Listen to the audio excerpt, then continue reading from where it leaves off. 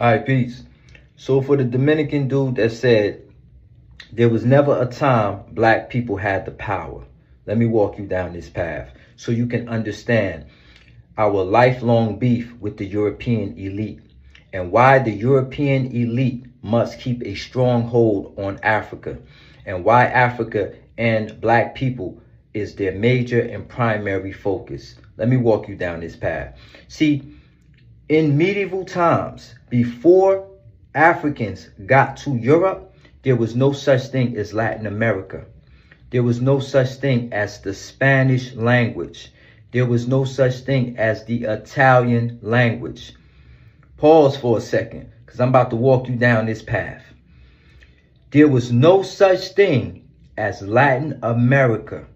There was no such thing as Spanish people speaking Spanish, and there was no such thing as Italian people speaking Italian until North Africans or black people got there. Okay, start at the beginning. I won't make this super long, but I'm gonna walk you down this path. So, there was 3 Germanic tribes running all of Europe. The Visigoths, the Vandals, right? And you had the Franks. So the Roman Empire was the most powerful empire at that time. Here comes the Moors out of North Africa, right?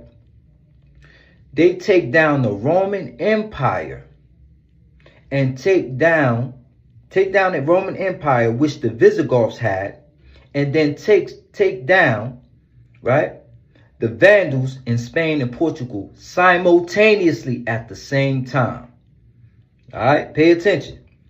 They take down the Visigoths, who took over the Roman Empire, defeated them, then went into the Iberian Peninsula, which is Spain and Portugal, and defeated them at the same time.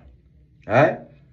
So now, the Mediterranean Sea is a transcontinental highway, right, connecting everything together. The Moors ran that entire area from North Africa all the way to Spain and Portugal. All right. And they ran it for 1,000 years. Before the Moors got to Europe, Europe was in the Dark Ages. No one in Europe could read and write. The kings only bathed once a year, right? The nobility only bathed once a year. Bathing in Europe was illegal. They were going through a bubonic plague. The Moors, the North Africans, right? They were the first to cross the Silk Sea as well. Not only were they the first to cross the Silk Sea, when they came into Europe, they were wearing silk, they came with antibiotics, they came with medicine, and they took Europe out of a diseased state. Okay? Bathing in Europe was illegal. Reading and writing, the people could not read and write. So let me give you an idea what the Moors brought, these North Africans brought into Europe. You go to college today, you go to a university, they created the idea of colleges and universities and built 17 of them all through Europe. But before I get to what they brought there, let me go back to your Latin America and your Italy and Italian language. At the time, in Spain, the people that were there were speaking Latin. It was classical Latin, vulgar Latin. In Italy, those Italians were speaking Latin, vulgar Latin, classical Latin. All right? These were white people speaking Latin. These were white people living in Italy. What happened? Well, these Moors, who are superior in knowledge, engineering, mathematics, they brought the Arabic language with them. And they took the Arabic language and the Latin language and created what they call Castilian Spanish. Queen Isabella declared it the language of Spain at that time. They took their Arabic language and merged it with these people's Latin language and gave them new words infused into their dialect and created the Spanish language. There was no Spanish in Spain. Latin is the root word. Okay? Latin is the root of the Spanish language. That's why they call you Latin American. Latin America. That's why they call you Latina. Pay attention now. You gotta pay attention to that part. They took these people Latin language, infused it with the Arabic language, and gave them a new language called Spanish. Queen Isabella declared it Castilian Spanish. And because Latin is the mother root of the new language, they started calling you Latin America, Latina. Are you following me? Then they went to Sicily. And till this day, the Europeans and a lot of the Italians in that area, right, are upset because the Moors are the ones who went down there and darkened Sicily. They darkened most of Europe because the first group of Moors that came with no women. So they darkened all of Europe. They took that vulgar Latin, infused it into the Arabic language to create the Italian language from their dialect because they didn't have words to even describe certain things. So yes, the Moors created the Spanish and the Italian language. Before North Africans got there, Italians and Spanish people were not speaking Spanish or Italian. Okay? And they were white people. That phenotype that you see today was not there at that time. All right? It was not there. So, what did the Moors bring? Because this video could get long. The Moors built all the universities and colleges that you know of today. They created the idea of universities and colleges. They brought military science. They brought bathing 3 times a day. They brought seasoning. They brought silk. They built underground sewer systems. All them castles that you see in Europe, them cathedrals and stuff, the Moors brought that there. They built those things there. You understand? The Moors took Europe out of a diseased state. But I'm going to get to the beef part. They took Europe out of a diseased state. So it's very important that you understand that. All right? They brought the horse and the horse saddle. They brought the saddle that you put on a horse. The Moors created that. The stirrups that you put your feet in when you get on a horse. The Moors created that. The endless things that the Moors created, science, geometry, the endless things that they brought to Europe is endless. What happened? You see, at that time, the church was the western half of the Roman Empire. It's very important you pay attention to this part. The church was the western part of the Roman Empire.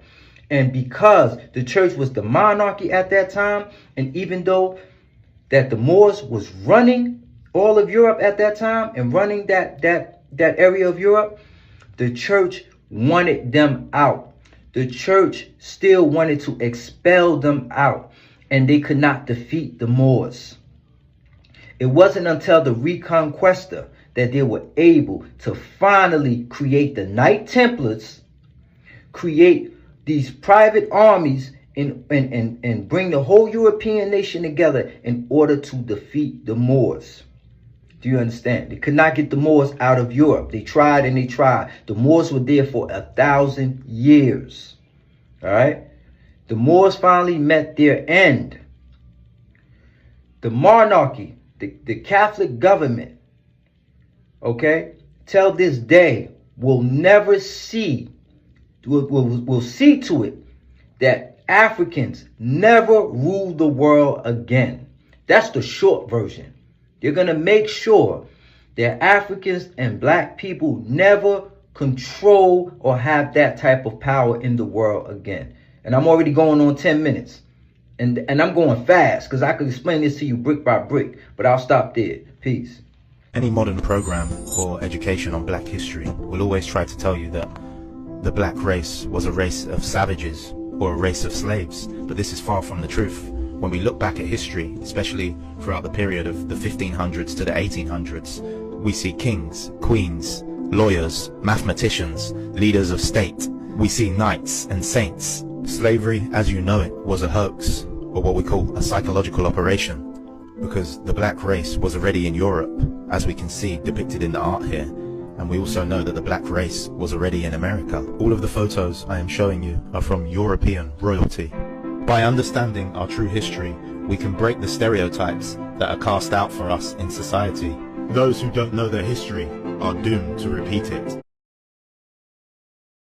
Why Columbus wanted to take this voyage? Because when Queen Isabella came in and she kicked the Sultan of Morocco out of Spain, she said, if you're not a Christian, you're going to leave here or we're going to kill you. That's what she said. Queen Isabella of Spain, after defeating the Sultan of Morocco, made a decree in the land. Either you are going to become a Christian, you're going to convert, or you're going to die here. So here you got Christopher Columbus. That's where he lived, in Spain. And he felt, I need to find a place for my people so that we're not persecuted because of our religion. And so this is why he set sail, but he needed money. And the only people who was going to be able to fund his voyage was King Ferdinand and Queen Isabella. These are melanated folks that he's dealing with. At this time, all royalty was originally melanated. And it's the same thing goes with England. The Queen of England was melanated up until the mid-1800s. We don't know that.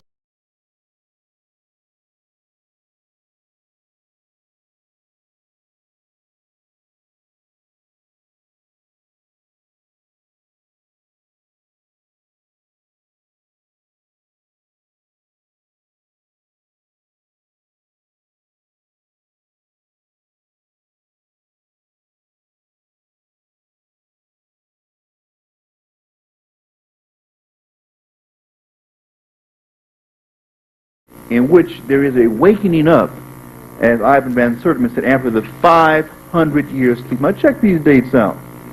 And I'm saying all this as a backdrop. We've already go to a slideshow in which we amplify some other aspects. In the book, The Columbus Conspiracy by Michael Bradley, it is made known these critical little facts. These are some nice little facts. On that date that Columbus left to set sail for the Americas, he wasn't discovering a thing. You can't discover somebody, meet somebody waiting you on the shoreline who's more civilized than you are. They've already been there. And there have been multiple travels. That's for somebody else to give lectures about, but multiple travels prior to the time of Columbus. On the day that he left was the same day at which the last African stronghold in Spain peacefully gave the power back to the Spanish. Is there a connection? And in looking at the background of Columbus, you get into a lot of intrigue. He may not have even been in terms of his political, spiritual identity. In other words, he was a person who was part of a group of inner knowers who had been in contact with some suppressed knowledge about the real makeup of the history of Christianity and Islam, and especially Africa. So on that date, that 500-year period. Or how you know our position, since we've lost sight of land days ago. And what do you think, Mendez? I know you're navigating by the stars like the Moors do, but I don't know how.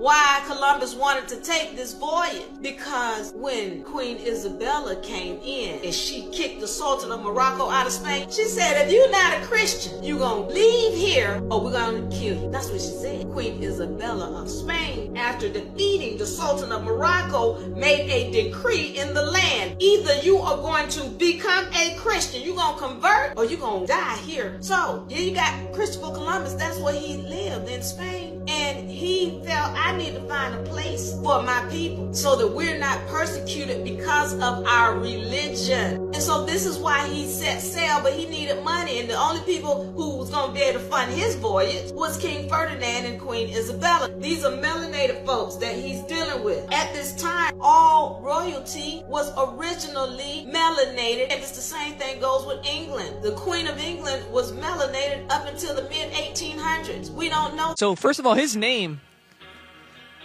was Cristobal Colon. That's his real name.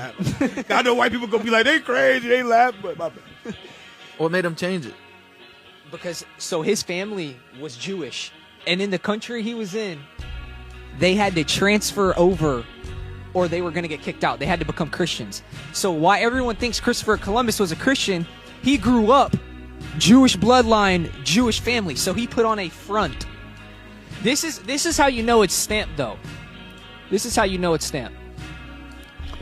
He set sail on August 3rd, 1492. The day after the expulsion of Jews from Spain, he took sail. He was forced out. They got kicked out of. They got kicked out, bro. And that's what it was. And they told him, they said basically, this is most likely what happened. He got kicked out. They knew he was still, he's still in his heart, he's Jewish. Hey, listen, Columbo, go and try to find homeland for you guys. So America was already promised to them.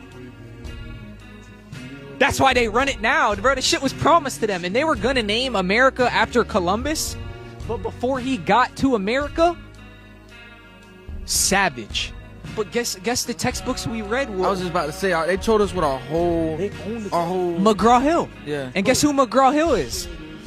Ghislaine Maxwell's dad.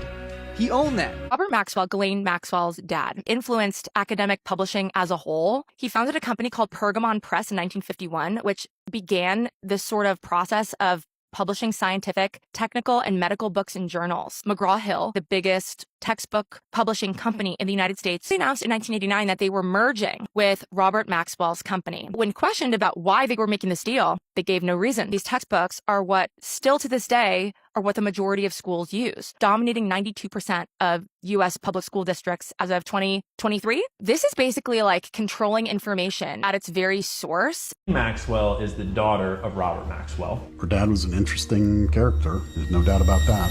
Now, Ghislaine Maxwell was Jeffrey Epstein's partner in crime that made this business work.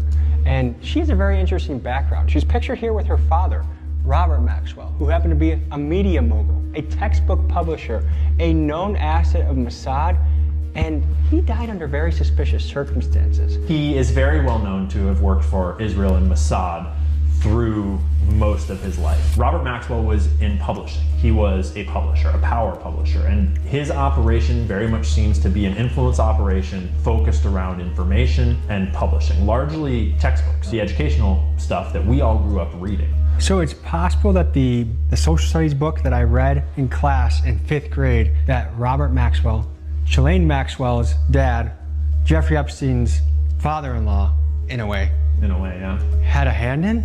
Oh, absolutely. Yes, you heard that right. Robert Maxwell, Ghislaine's father, was a textbook mogul whose company, Macmillan Inc., made a joint venture with McGraw Hill, and this partnership made them the second biggest publisher of American textbooks in the late 80s and early 90s. April 1st, they don't talk about it, but what happened on April 1st, according to tradition in Spain, is that they told all the Moors, they said, you can, we've kicked out the Jews, and you're friends of the Jews, you can go.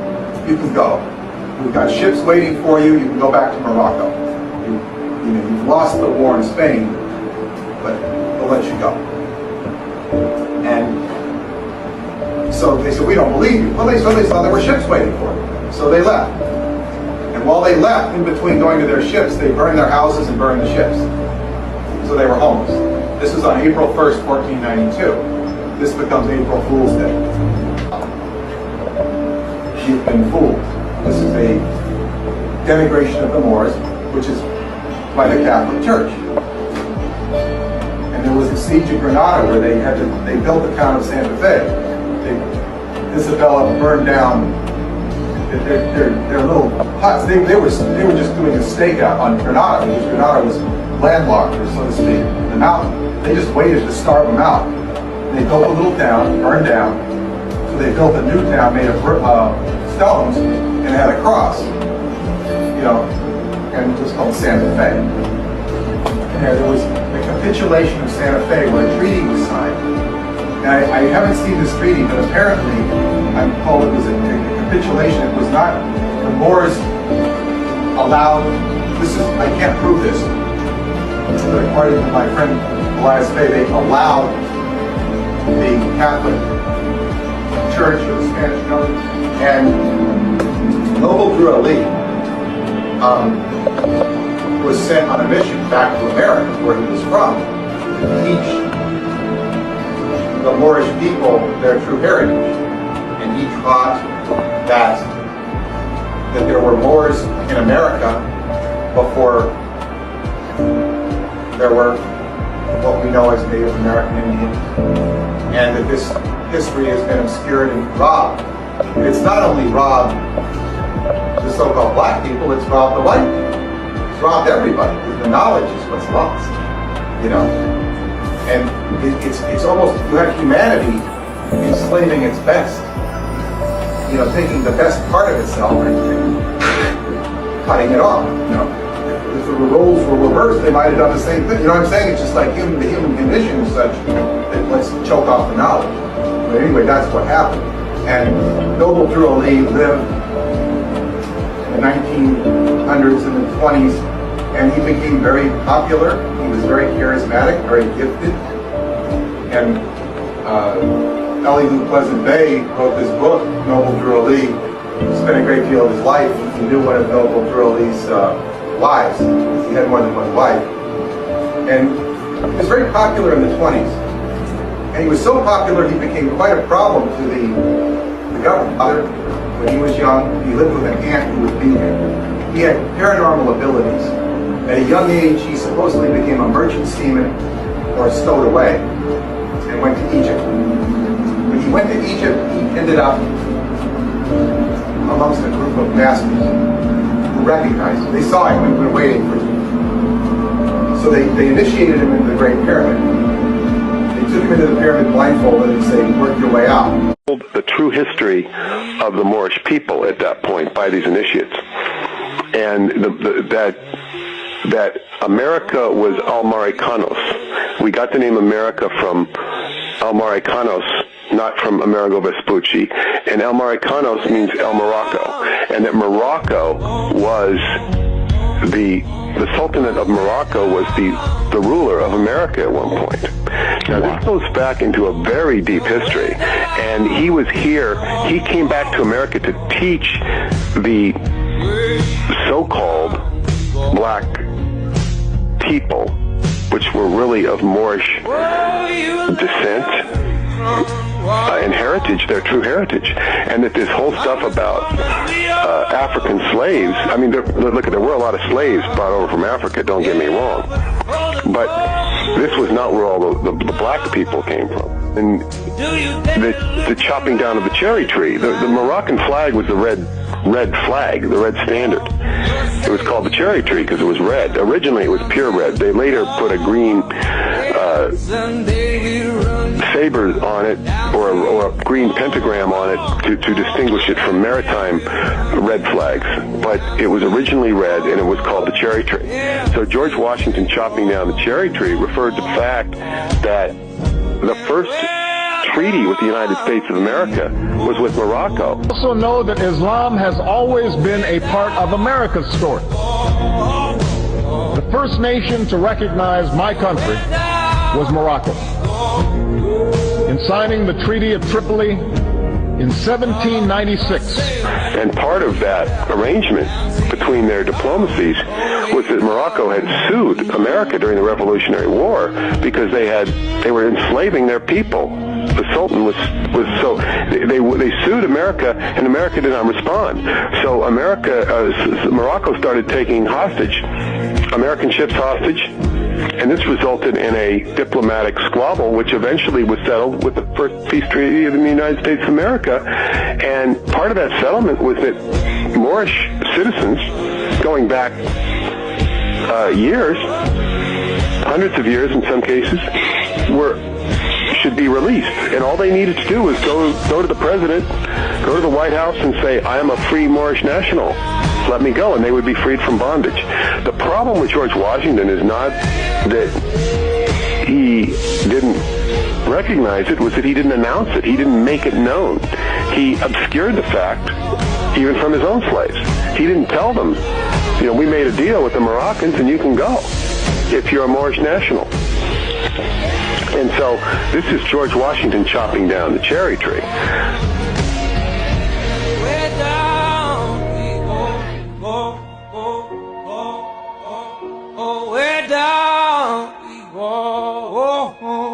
So let me ask you, do you really think they told you the truth about who was on those plantations in America and the Caribbean? I'll let you answer that question. I'm about to show you official archive documents and show you exactly how nobility from Europe and their descendants got to America and the Caribbean, and the origin of a lot of your surnames. This will be part 16 of the Black Nobility of Europe series. So let's get into it. Now, you have to know who the Jacobites are to put these pieces together. I'm going to go through this real quickly. The Jacobites are basically a political party of supporters for the Stuart dynasty or House of Stuart. The person you're looking at on the screen is James Charles Stuart, okay? He's a famous Stuart king, better known as King James I of England and the VI of Scotland. Now, this is the king who authorized the KJV Bible. Notice how he looks. Very interesting. Now, notice in the upper right corner of this oval emblem, it says Jacobus. That is Latin for James. That's where you get Jacobite from, okay? Now, King James I, he had a grandson, James II. Now, when his grandson lost the throne, that is when the Jacobite movement kicked in full force, okay? Now, to make a long story short, the Jacobites, they fought several times to get the throne back, but they failed. They lost, okay? And at that point, they became prisoners of war. And that's what we're looking at. We're looking at the official archive manuscripts. Notice what it's called. Prisoners for transportation. These are indigenous Europeans. And we're about to take a look at these people. And this is in the 1700s, okay? Now, I'll be coming from this book. This book is based on the manuscripts I just showed you.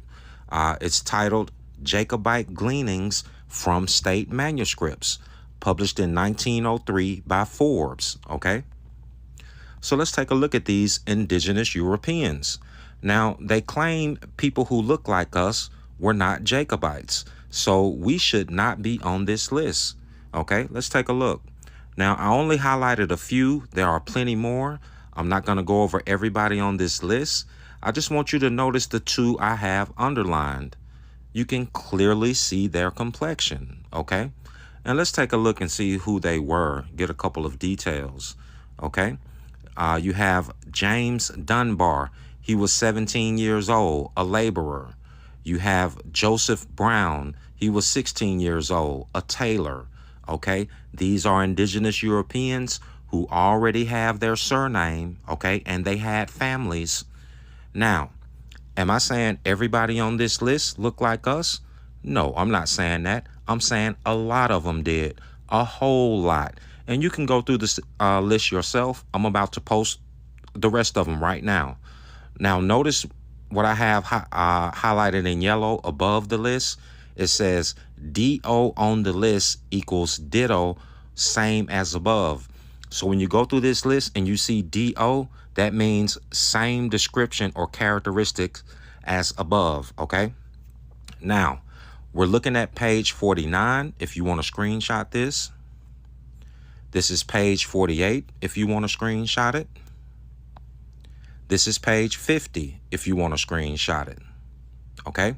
Now, one quick note, the list I just showed you, the French captured that ship and those people and took them to Martinique, which is in the Caribbean, okay? Now, this is a very important part. We're about to look at some more deportations of indigenous Europeans and Jacobites, okay? Now, we're coming from the same book, okay? Now, notice the first thing I have underlined, okay? We're just going to read that line. It says, all the rest are safe arrived at Barbados, Jamaica, and Virginia. These are more deportations to America and the Caribbean, okay? Now, notice what I have underlined in the last snippet, plantations, okay? These indigenous Europeans, these Jacobites are being sent to plantations. That's important. Now, notice it said Jamaica. Let's see what happened in Jamaica, okay? I'll be coming from this book if you want a screenshot, okay? I'm going to summarize this real quick. They noticed that the Jamaicans who look like us had a lot of Irish surnames, but when they searched the records, they could not find plantation owners with the same name. Now you should see why. Because they had their surname before they were deported. They were indigenous Europeans, okay? Very important. Now, this is what was happening in America. When these indigenous Europeans who look like us, when they were being deported to these plantations, they were being classified as Africans, but they were still speaking the Gaelic, which is the Scottish and Irish language. I hope you understand that point. These indigenous Europeans who look like us were on these plantations still speaking Gaelic, okay? And notice these are 3 different articles. Notice the title of the article at the top. It says, The Gaelic-Speaking S's of 18th Century America. I just showed you a list from the 18th century, and I'm going to show you another list with 10 more ships in a moment from the 18th century with Jacobites, okay? And this was not isolated. The article in the middle of the screen, people who look like us were on the plantations in North Carolina speaking Gaelic. The article at the bottom, people who look like us were on plantations in Alabama speaking Gaelic, okay? And again, one more quick thing, because they try to tell you, they'll say, oh, well, they learned Gaelic from their masters. They did not learn Gaelic. They did not learn that language. They were speaking their indigenous language. I hope you get that part. Now, this is another group of Jacobites, 639 more, being sent to plantations. This is the official archive document. This is the digital version of the document. I just want you to see plantations in America. This is the origin of a lot of your surnames. These people brought their surnames with them, okay?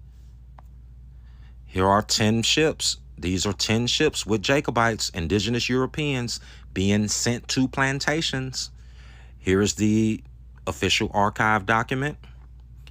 This is the digital version of the document. Again, 10 different ships. This wasn't isolated, and there are more than what I just showed you. Again, they're being sent to South Carolina, Jamaica, Virginia, Maryland, Barbados. Your surname is your name.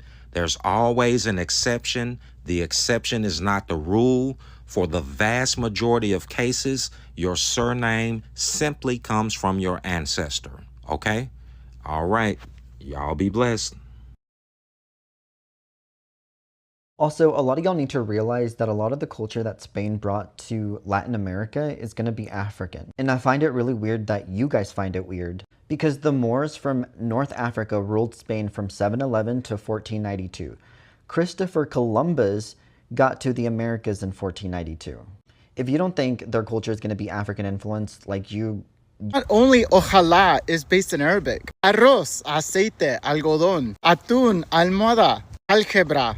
Also Spanish words that come from Arabic. Because before 1492, Spain was known as Al-Andalus and was ruled by Muslims who spoke Arabic from 711 to 1492 for almost 800 years. Not only does barrio, alfombra, and guitarra come from Arabic, but you could still see remnants today. Go to Granada, go to Alhambra, go to Cordoba, you will still see the remnants of Muslim rule in the architecture. But guess what also happened in 1492? What am I always talking about? Colonization. 1492 becomes a very important year to understanding the modern world. Not only is it the beginning of the colonization of the Americas, but it is also the reunification of Spain and the creation of Spain as a non-Jewish, non-Muslim country, which for many of us becomes the beginning of the project that we call whiteness. So the next time you say ojalá, think about the Muslims of Spain. Aceite. Aceite. Algodón. Algodón. Azafrán. Zafarán. Azúcar. Azúcar. Berenjena. Batinjani. Noria. Naora. Jarra. What? Jarra. Jarra.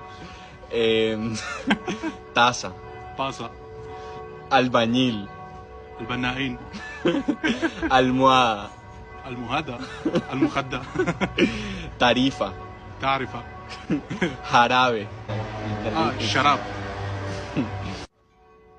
Aceituna. زيتون. Arroz. الرز. Alcalde. القائد. Ojalá. إن شاء الله. Pantalón. بنطلون.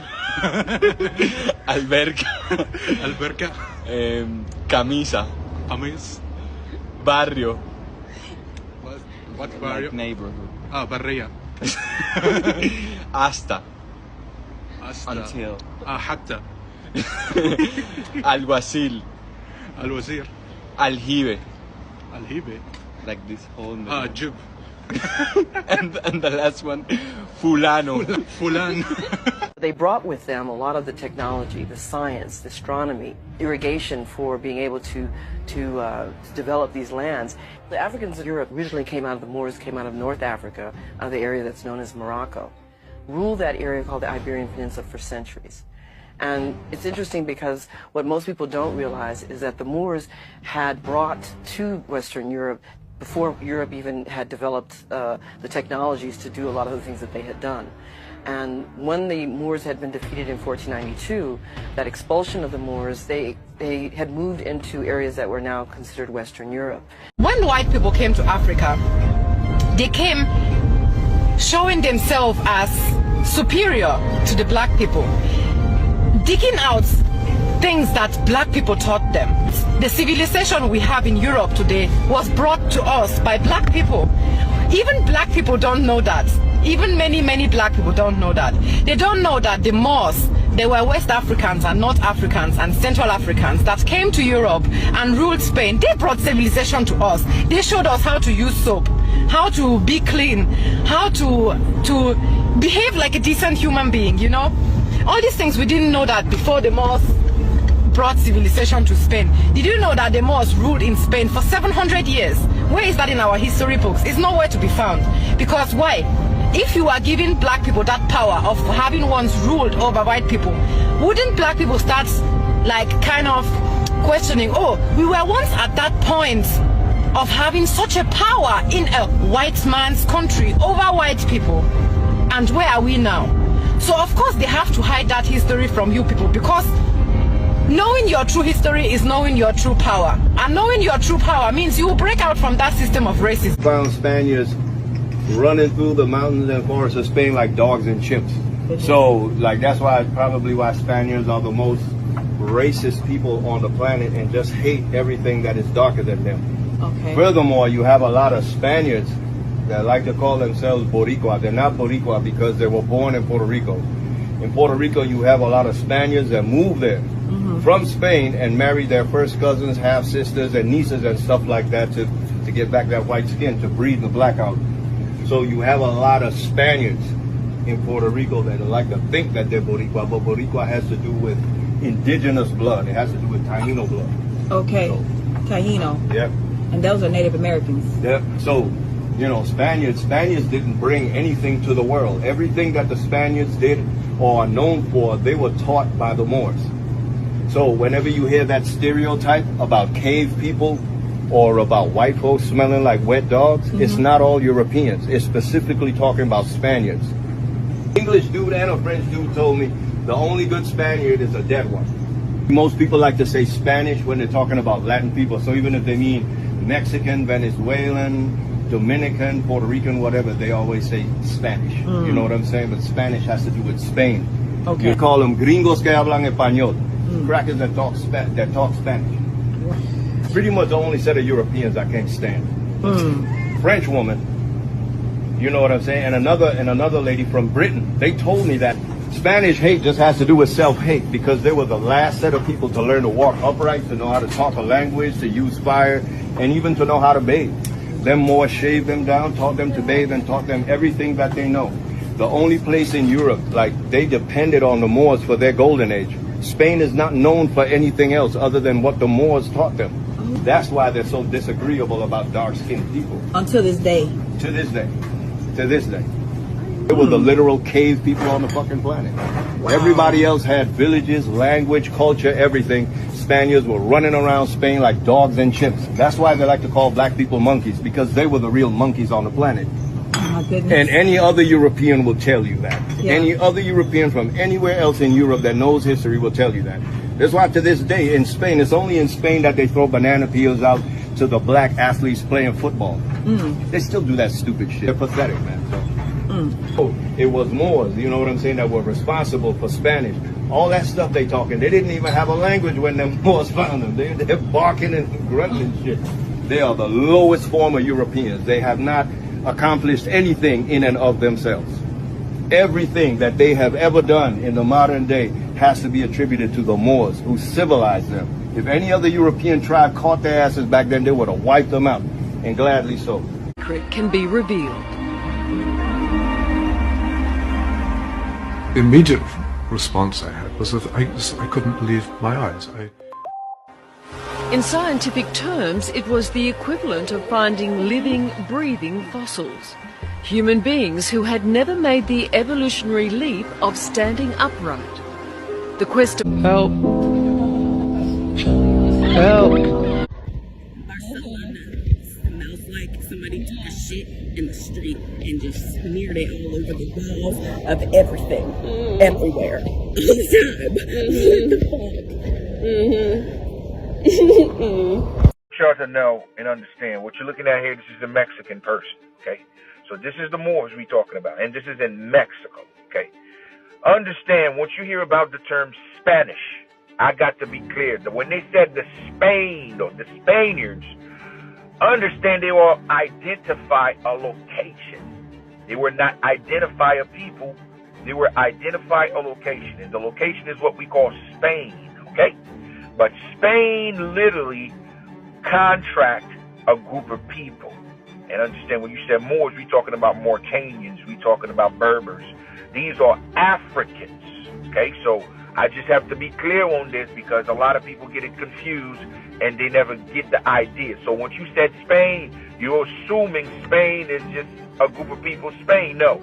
Spain is the location, but the people that was operating Spain, they were the Moors, okay? I just got to tell you this. These were the Moors.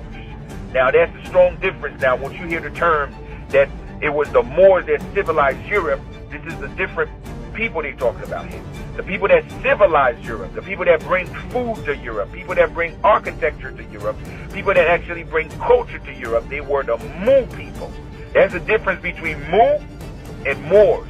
But since now they use a Latin term to it, it become Moor, but a different pronunciation. They put an R, but the name is the Muu people, pretty much the M-U-U, before they put the Latin twist, which means the letter R that sounds like Mur. But it was the Muu people that bring civilization to Europe. But now, since, they don't tell the story, now we assuming the sounds of it is the Moors. It was never them. These people you call Moors was always in Europe as Europa, but they were known as the military of the church. Okay? Now, once you said Arab or Muslim, people need to know the Muslim tradition, they were known as the left hand of the church. They were the one, the iron fist of the church. Every time you bring the term Moors in the ancient time or Ottomans, all the Ottoman Empire, they worked with the church together to conquer the world. And one of the weapons they have, they were using the Bible, or they were using religion to justify their activity. And they understand the Moors is very difficult for us as a people to understand why we're in the position that we're in today. You cannot understand why we're in the position we're in today if you don't understand what happened in 1492. You cannot understand what happened in 1492 if you don't understand the Crusades. You cannot understand the Crusades if you don't understand the Moors. Because the very nature of the knowledge that the Crusaders, the Christian Europeans, got of the riches of the East, why Columbus was on the seas in the first place hundreds of years later, was because of what the Moors had brought into Spain. Propaganda sparked by the Crusades has given us an enduring image. The diabolical Moor, a dark-skinned, savage, alien enemy. But this character is a complete invention.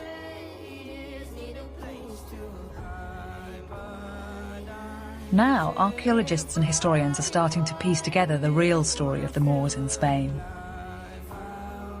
They're uncovering the remains of hidden cities, discovering the role of Muslims in the revival of the classics, and decoding the meaning of Islamic buildings. We find the fall of the Moors in 1492, and that fall was a tremendous fall, because it was to change so many things. And the most important thing it was to change was the attitude of the world towards people of African descent. Because there was a deliberate attempt to destroy everything, to destroy even the memory of that time. In 1492, Cardinal Ximenes ordered every... And 12. Abelva, even had seen Abelva. Go right in, Senor Judge. No. Why should I be the one to go in first? Then you go ahead, Federico. No, I'd rather wait right here. You go in first, Pedro, and we'll wait for you here. Very well, as you prefer. My Peco, you've come. Well, come on, brother. We'll bring the senors as much gold as we can carry.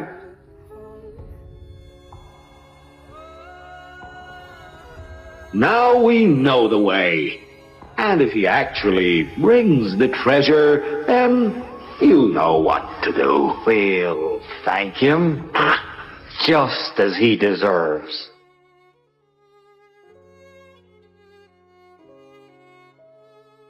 Here, take it. Look at that. He didn't lie. It's gold. It's real Moorish gold. I've never seen so much before in all my life. You go down at once and bring the chest right here. No, thank you, senors. We have enough, Peco and I. It's your turn now. And who's Peco?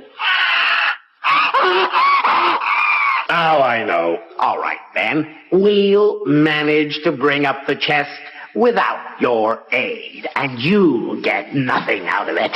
Follow me, senors! Now's the time. See, fate is on my side.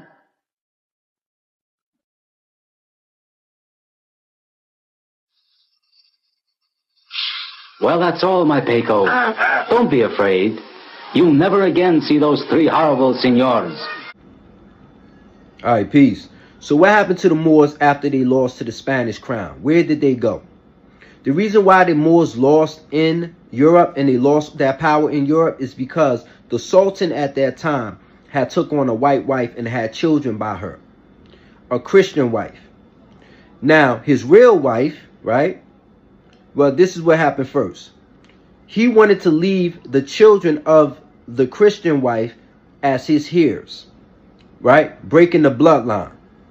His wife wasn't having it. So his real wife got with a powerful family to help overthrow him. Then he was fighting his son, who should have been the heir from his real wife. his son went to the Spanish army and the Catholic monarchy so that he can get them to overthrow him as well. Then I think he was fighting his brother. There was a triple war going on, triple civil war going on, while the Spanish crown was marching to Grenada to take them down. All right? Fast forward, they lose. So what happened to these Moors? They became pirates, soldiers of the sea, corsairs. They started to live on the sea, basically robbing ships, robbing Spanish ships, robbing United States ships. They carried a letter of marque we gave them, which the Sultan gave them, the Sultan of the Ottoman Empire gave them. What's the connection, though, between the Ottoman Empire and the Moors? Okay, the Ottoman Empire are Turkish Muslims. The Moors are African Muslims. So they clicked up because there is no black unity, there is no black love. This is just the spread of Islam. This is the spread of Islam. Protect Islam at all costs. That's it. There's nothing else to talk about. All right? So, the Sultan of the Ottoman Empire made them soldiers of the sea. These became the Barbary states, Algeria, Tunis, and Tripoli. Okay? And at this time, right, he elected administrators and he elected heads of his ships, head of his fleet. If you was a head of his fleet, you were a Dey. All right? You were a military leader. They called you a Dey. That was your title. You was called Dey. This is why you on the internet, you hear this Dey and this Bey. If you were an administrative leader who managed the land of the Sultan, you were a Bey. Okay? So, you know, those were the Barbary states. And basically, they would just hijack American ships, Spanish ships. They would hijack them, take their stuff. They became pirates of the sea, like legal pirates of the sea. Okay? Corsairs. And they wore turbans. Okay? And their turbans was basically, their turbans told you what ranks they were in. This is why they got the turbans. Only Beys and Deys were allowed to wear feathers and jewels in their turbans. That's how you know if they were a Bey or a Dey. This was the era of the Deys. The Deys basically commanded all the fleets of the Ottoman Empire on the seas. This gave birth to the United States military. Now I'm going fast because I can make this video long. I explain this brick by brick. But I'm trying to tell you our connection to the Moors. So now the United States military came about because the Moors were dominating the seas. These corsairs were dominating the seas for 300 years. They could not defeat the Ottoman Empire. The United States military comes in with the first group of Marines and they defeat them at Tripoli. Okay? This is why in the military they sing the song till this day. From the halls of Montezuma to the shores of Tripoli. They talking about them taking down the Moors. It was Tripoli who declared the first Barbary wars with the United States military. All right? Now the Moors, so half of the Moors joined the Catholic Church and married into their white families. The other half became pirates on the seas. That's where you got to make the connection. The other half joined the Ottoman Empire. So the Ottoman Empire was rising in power while the Moors were losing their power. But they both were loyal to Islam. So they clicked up. And the Sultan basically made the Deys and the Beys the head of all his, you know, and his Janissaries. His Janissaries was his most powerful army. So he had all of them aligned. You understand what I'm saying? So that's what eventually happened to the Moors. They basically just became straight up hijacking pirates. You understand? But kind of like legal pirates underneath their sultan. And that, you know what I'm saying? They went through, I think, 2 or 3 Barbary wars. And when the Dutch got involved, the United States built a new military. They had a very powerful military, the United States, and took down the last of the Barbary states. And that was officially the end of the Moors. All right?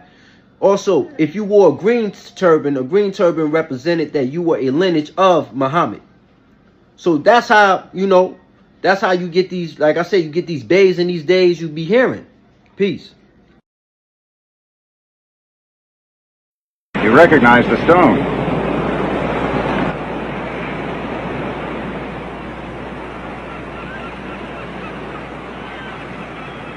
Yes. Afro-Asian Aboriginals in the marble of West America. It's taken me a whole year to trace them to a thief who stole them from a strange man who he said lived south. It would be wearing skirts, got blacked up faces.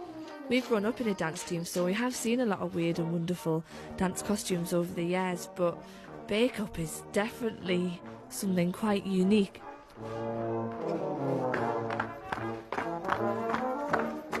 This is supposedly an authentic Moorish pirate's outfit. History says that Moorish pirates, who are of African origin, came through France into the Cornish villages. The original slaves were Albion people. They were not melanated. The term comes from Albion people. Slavic or Slovakian, look it up. So the term slave comes from a group of Albion or light-skinned people, not melanated people. This is what I tell y'all, these words get switched up and y'all get caught up in a word and you legally are damning yourself every time you say it, all right? So the term slave comes from Slavic or Slovakian, which are Albion people. History shows that these Albions were transported to other parts of the world that were cooler for them so that they could procreate. Science and history, or history is showing that these people were kidnapped by the Moors, which were melanated people, and they were enslaved, a lot of which was done here in the Americas. And because these melanated people did this,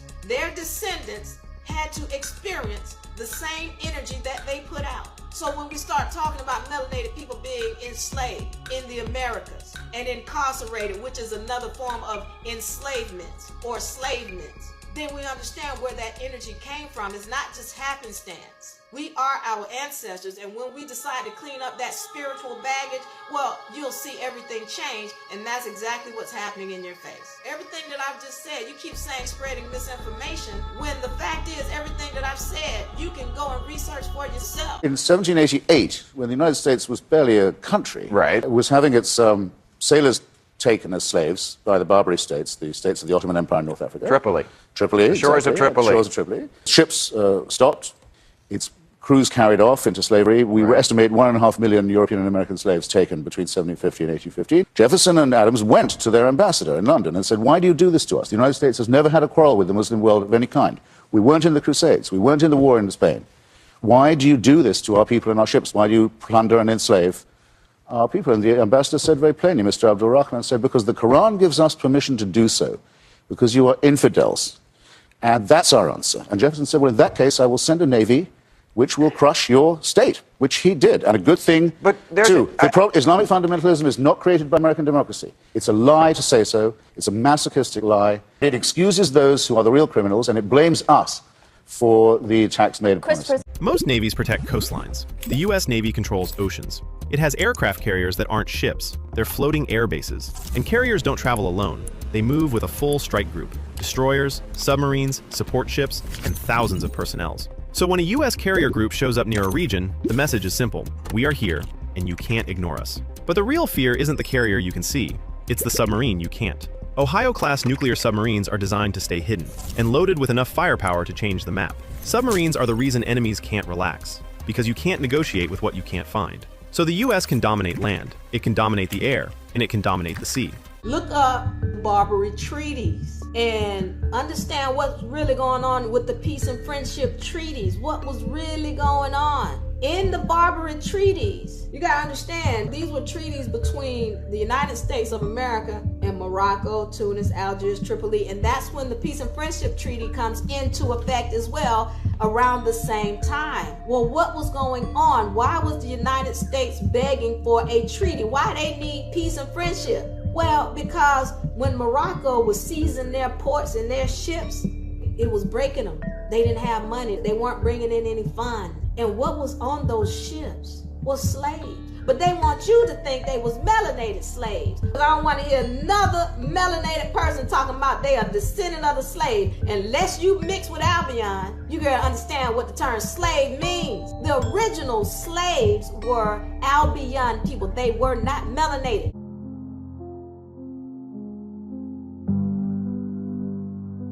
These black pirates owned white slaves, and I quote, "The Barbary slave trade, often referred to as the white slave trade, involved the capture and sale of Europeans and Americans by Muslim pirates and privateers, known as Barbary corsairs, operating from North African ports between 16th and 19th century. So yes, these men were called the Barbary pirates, and they were very angry because Queen Elizabeth and King Ferdinand had removed them from Spain, and King John II had removed them from Portugal. They took our finances, our gold, our properties, they took our children, our wives, and they converted them to a pagan version of Christianity. And I'm gonna show you how Europeans came into their wealth and knowledge. This is my next source, The Conquest of Brazil by Roy Nash. And I quote, "The first contact of the Portuguese and Spanish with their dark-skinned people was the contact of the conquered with their brown-skinned conquerors. And the darker man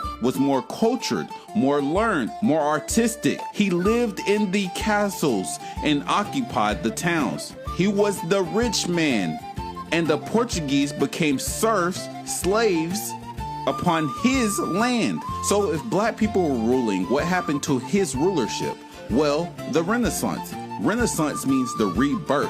The rebirth of what? Caucasian rulership over Europe. And when they got back into power, the first slaves that they sent to the Americas did not come from Africa, it came from Spain. And another place where these Moorish slaves were sent was to the Netherlands from Spain. And every year in the Netherlands, they celebrate Swarthy Piet and St. Nicholas. And in this folktale, they tell all the kids, if you're bad, Swarthy Piet will put you in a sack and kidnap you and put you on a ship and sell you back to Spain and Portugal. This later would become Krampus. They do not understand that this is bearing witness to the Barbary slave trade and the historical accuracy of black pirates. Alright, peace. So, a Moor, in the eyes of the Europeans, a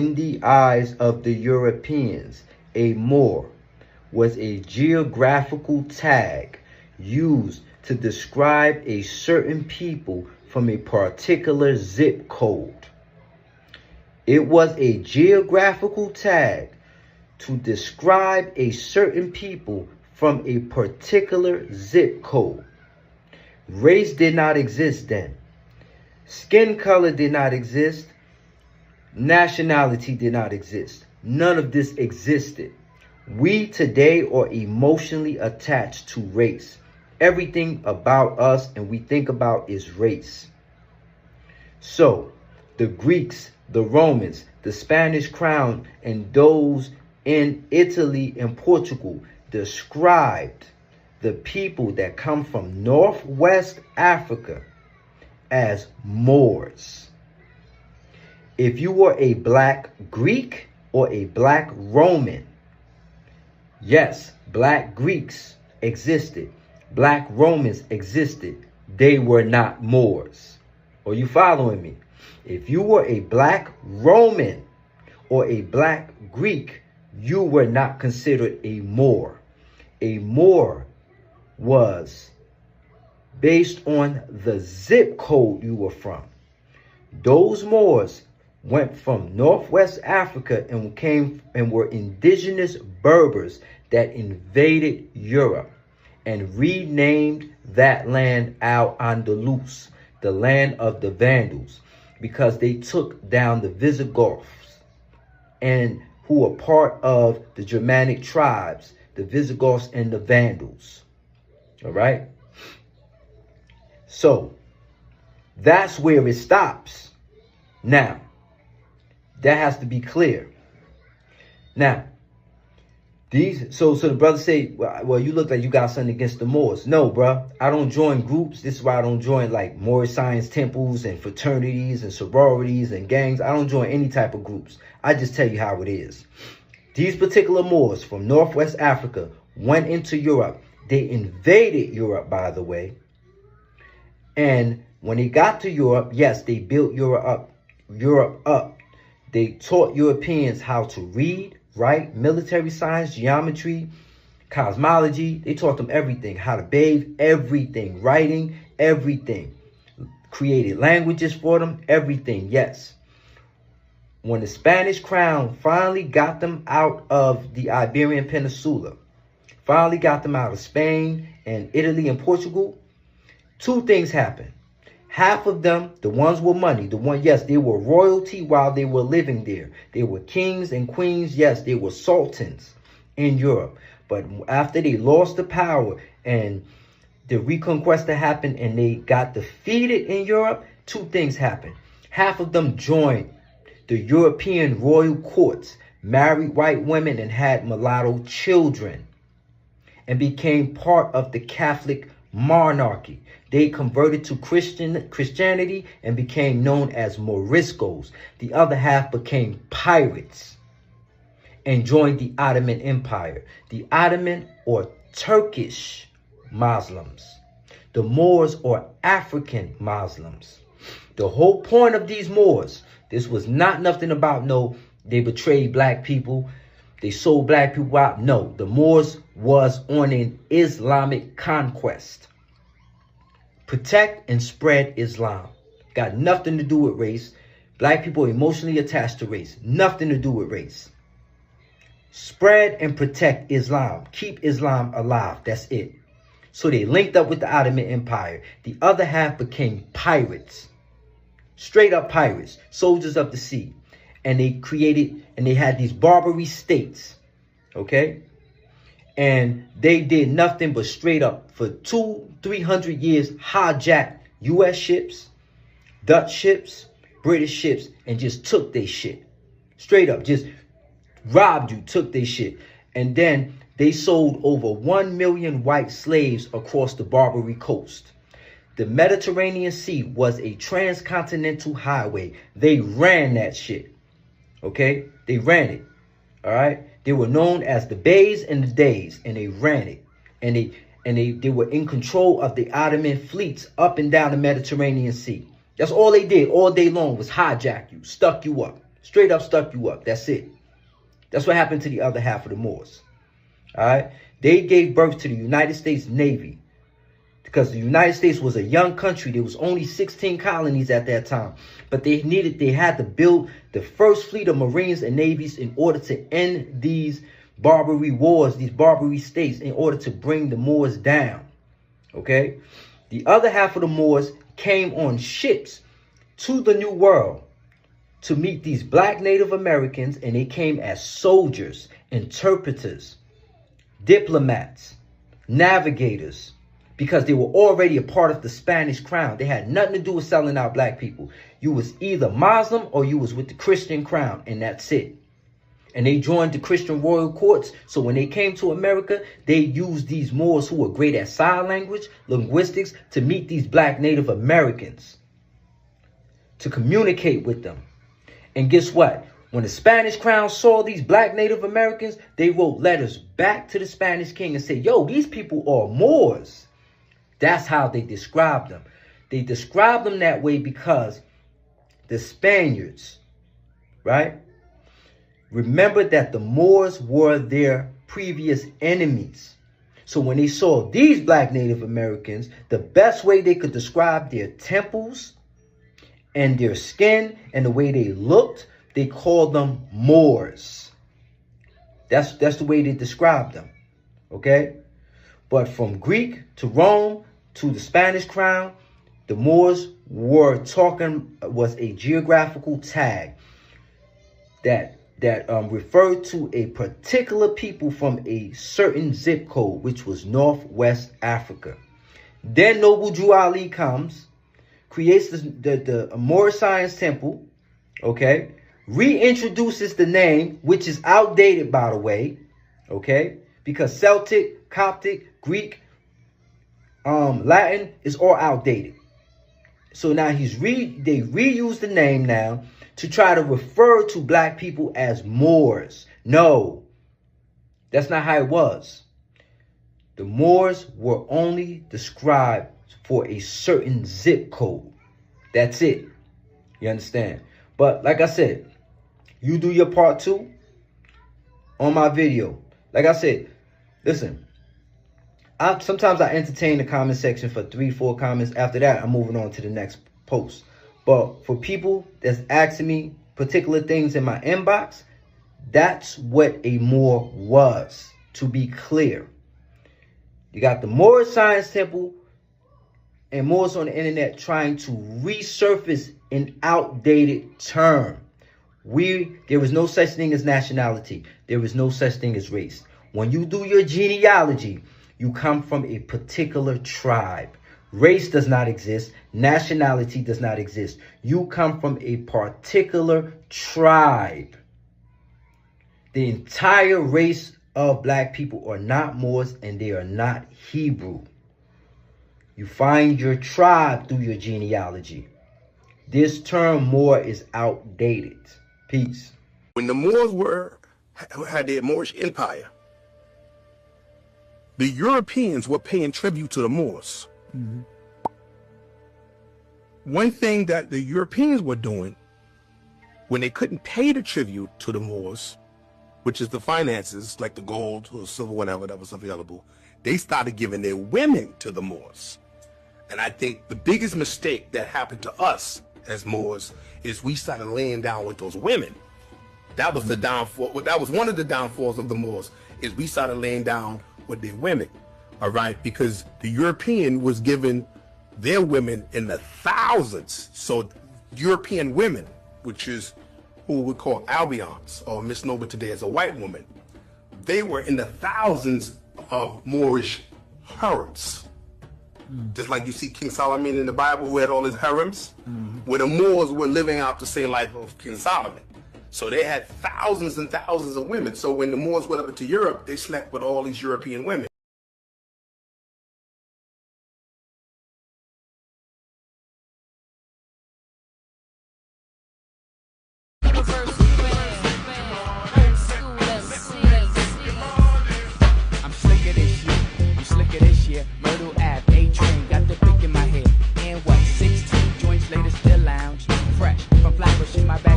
You know, they lie to you and they play games with your genealogy. It's like a game of chess. You know, the knights can be very strategic pieces. But who were the Knights of the Order of Santiago in Portugal? You may be surprised. They may be your bloodline ancestors. This will be part number 14 of the Black Nobility of Europe series. So let's get into it. Now, they claim that people who look like us in Portugal in the 1500s were either slaves or lower class citizens. This painting is called the King's Fountain, dated to the 1500s. This is a depiction of Portugal in the 1500s. Notice this black knight with a red cross on his shoulder. Notice these three gentlemen at the bottom. Notice the horseman with an afro. Notice the gentleman helping him on his horse. Notice the gentleman with the orange vest getting off his boat. Okay? Very interesting. And there are various other people in this painting who look like us. So that lets us know. And again, according to the article at the bottom, Joaquin Arena, there are 79 black people in this painting. And again, not only were people who look like us there, they had positions of authority. Now, this is just a close-up of the knight. He's wearing a red cross. That is the Order of Santiago. And they know this, okay? And notice how elaborate and highly decorated his horse is. And again, the name of the painting is the King's Fountain, okay? And you can pause the screen if you want to read the wiki snippet at the top. Now, Charles V, who looks like us, When he had control of the Order of Santiago, notice the second thing I have underlined. It says hereditary transmission even in the female line. So when we see these various black knights, we should first assume that they inherited this position through bloodline until proven otherwise, okay? Now, this page is very important. I'm not going to read this whole page. I'll be coming from this book. This book is called Black Africans in Renaissance Europe. This was published by Cambridge University. This is not Afrocentric. A lot of well-known scholars and historians contributed to this book. Now, I'll be coming from page 160. If you want to pause and read this whole page, you can. I'm just going to highlight one thing from that page, okay? Now, notice what I have underlined in red. It says, the records are not clear about Panasco's appointment. That is very, very important. They're letting us know that the records are not clear about Panasco, and also there are no records or inscriptions, and the artist did not identify that knight as Panasco. Remember that. That's important. The records are not clear. But again, they just told us the records are not clear about Panasco, and also we know that the artist did not identify this knight. But look how they promote the knight. Look how they promote the knight.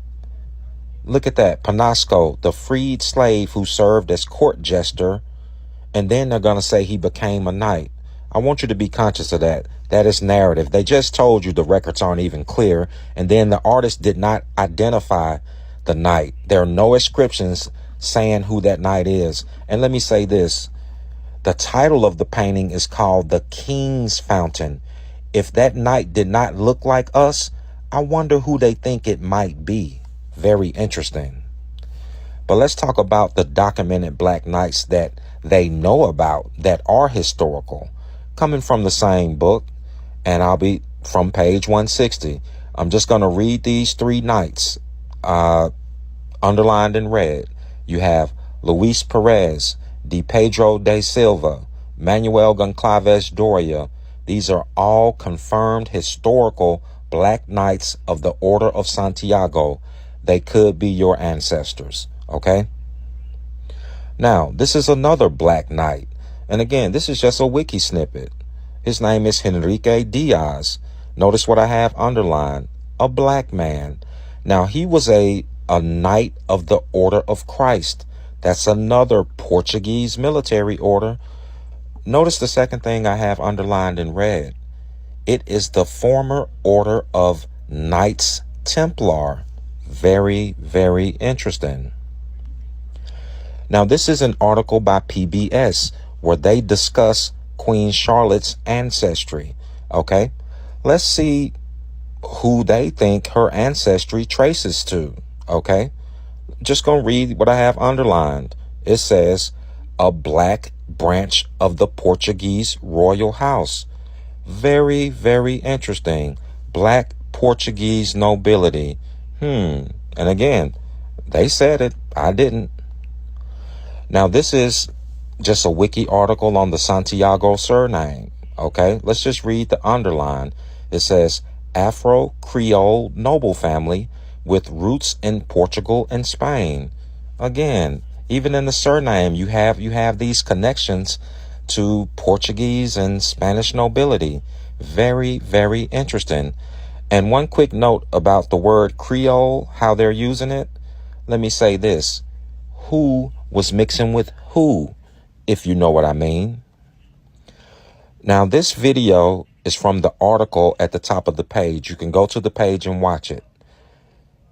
This gentleman who looks like us, his name is Curtis Santiago. They did an interview with him as he was looking at the very painting that we've been discussing, the King's Fountain. He's been doing his genealogy, and when you watch the video, he comments, wow, I did not know it was this many black people in the painting. Very, very interesting. Again, his name is Curtis Santiago. Okay. All right. Well, I just want to let you know your surname may be way more interesting than you think. And don't disregard names when you come across Spanish names, French names, English names, European names, or German names. You don't know who was who. Don't disregard your genealogy when you're doing your genealogy. Okay? All right. Y'all be blessed. All right, peace. So when I do my videos, I don't like to do biases. I don't do that black love, black unity, and try to paint everything like it's perfect. So let me explain to you what happened. And what happens is that most people suffer from cognitive dissonance, which I won't get into here. And we have cognitive biases that allows us to stay in echo chambers. So the black nobility, right, or the aristocratic families who helped the church, who protected the church for years. The Roman Catholic Church and the Vatican Church is the most powerful entity in the world. They have not lost their power. They've been in power since like 400 AD. So you have to understand this. In the Middle Ages, the Pope was the king. He was the monarch king. He appointed you king. And if you crossed the Pope, he snatched your power from you. The Pope had the power to give away entire continents. So the church is the eastern half of the Roman Empire, right? So now the aristocratic families like the Medicis, the Puccis, okay, the Orsini especially, right, were called the Little Bears. They were a warrior class that protected all the church lands, all the papal lands. So these aristocratic families collected the church rent, guarded their borders, became their military. And in exchange for that, the church gave them unlimited power, lands. Okay, they acquired property. Okay, not just that. The church elected their bloodlines, like the Orsini family, which still are alive today. These people are still here today. He elected 3 popes. The Orsinis gave birth to 3 popes and 2 cardinals. Okay, so did the Medicis. Now, what happened eventually, to fast forward, is that the Italian king decided that he wanted to unite all of Italy. So the Pope was like, hell no, we're not giving up our lands. Remember, the Pope is the supreme one. But now they're trying to unite so that the Pope do not have his own separate power. So the Pope decided that he was going to lock himself in the church and to protest the Italian king trying to unite all of Italy. But the Italian king was also trying to win over the black nobility. Black, not meaning black people, meaning they wore black, because they decided they were not going to side with the Italian king, but they were going to be loyal to the papacy. So they wore black to mourn the loss of the Pope's land and the loss of the Pope's power. Eventually now, the Pope lost. The Italian army took over the Pope's properties and his land, and they united all of Italy. Okay? So now what happened was the black nobility sided with the Pope, and in exchange, the Italian king said, you know what? We're going to give you your own country. All right? And you know that country today as the Vatican Church in Rome. That's what happened to the Pope's power. And what came with the Vatican Church in Rome is the black nobility. Okay? All those families are still with the Pope today. Now, how do the Moors play into this? Well, remember that the Moors, the North Africans, okay, are the enemies of the Spanish crown and the Catholic Church. We are the enemies of the Catholic Church. So after the Reconquista, after they defeated the Moors in Grenada, they told the Moors, either convert, get expelled, or die. So the ones who had money, the royal crowns, the royal Moorish crowns, traded wealth for pure blood. So they converted to Christianity. And because the Europeans at that time were so impressed by the Moors, they wanted to marry into Moorish wealth, and the Moors, under duress, married into pure blood, European crowns. So they entered the royal courts of these European nobles. You have to pay attention to this part now. The Moors took on white wives and bare children by white wives. Their bloodlines are in the Catholic monarchy now. Okay, they're in the Catholic monarchy. All right. This is why you see Moors' heads on Catholic coat of arms, on European coat of arms, because the Black Moors and the European, right, are now family. They had children. They took on white women and had children. You have to understand that. That's very important. It became part of that European crown. However, in order for them to enter these royal courts, they had to prove they were from the old conversion and they weren't new conquered Moors who just converted. But what the Moors did was the Moors had so much money, they did what politicians do today. They had people forge the records and said that they converted a long time ago. That's where black people fit in. This is where white power and black power becomes one. So now let me fast forward so I don't make this video super long. So now you'll see the Moors with the fast on the internet saying that there were Moors in North America. How did that happen? Well, Moors is not a nationality or did not pertain to race. So what happens was these Moors now that entered the royal court, who are now part of the European nobility, came on ships to North America with Columbus and Spanish conquistadors. Yes, as soldiers, as mediators, and as navigators, ship navigators. Some of these Native Americans, these black Native Americans, not the ones you see on reservations, these original black Native Americans, they met Moors when the Moors got to America. It was the Moors who greeted them. A lot of people think it was white people who greeted them. It wasn't just universally white people. It was Moors who were great at linguistics. This is why the Spanish crown used them. These people were very good at language, sign language, and linguistics. Okay? All right? So now, they came with the Spanish crown. What happened was the Spanish crown described to the Spanish king, the Spanish soldiers wrote letters to the Spanish king describing these Native Americans as Moors. They described their temples as mosques because they remembered that the Moors are their previous enemies. So when they saw these black American Native Americans, they wrote letters back to the Spanish crown describing these people as Moors.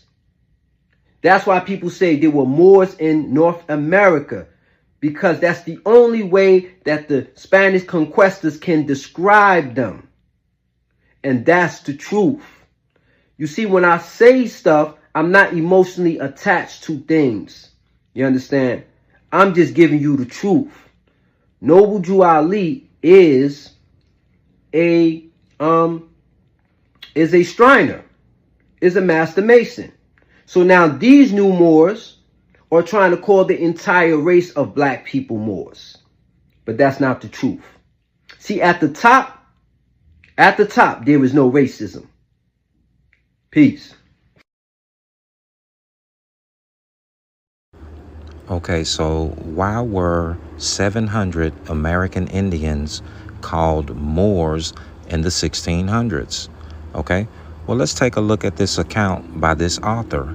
Now, I'm not going to read this whole page. I'm just going to read what I have underlined, and he's going to give the description in the footnote, which is in the red box below. On the next page, I'm going to blow it up so we can read it clear, okay? So, now, this is page 46 of Ancient and Modern Britons, volume number 1. Let's just read that's what I have underlined. It says, and Shakespeare uses the word Moor as a synonym for Negro. Remember that, that's important. Now, the original footnote is at the top. I just blew the text up below so we can read it clear, okay? And also, this is a white author, so this is not Afrocentric. Now, the book was written in the 1800s, but he is citing or quoting from a 1600s account when the colonists were fighting the native Indians. They literally called them Moors, okay? And he is saying when they were calling them Moors, they were talking about how they looked, and it was synonymous with the N-word, okay? And you can pause the screen and read the full context. Again, this is from a 1600s account.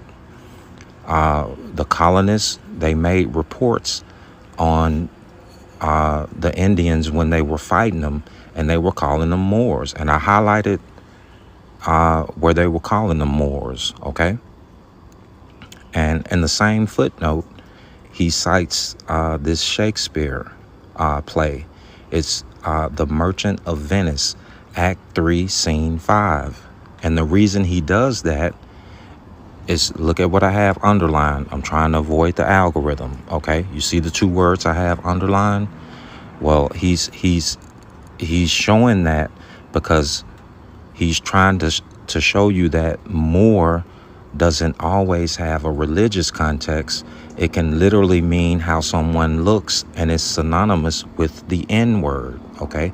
That's why he cited this source, okay?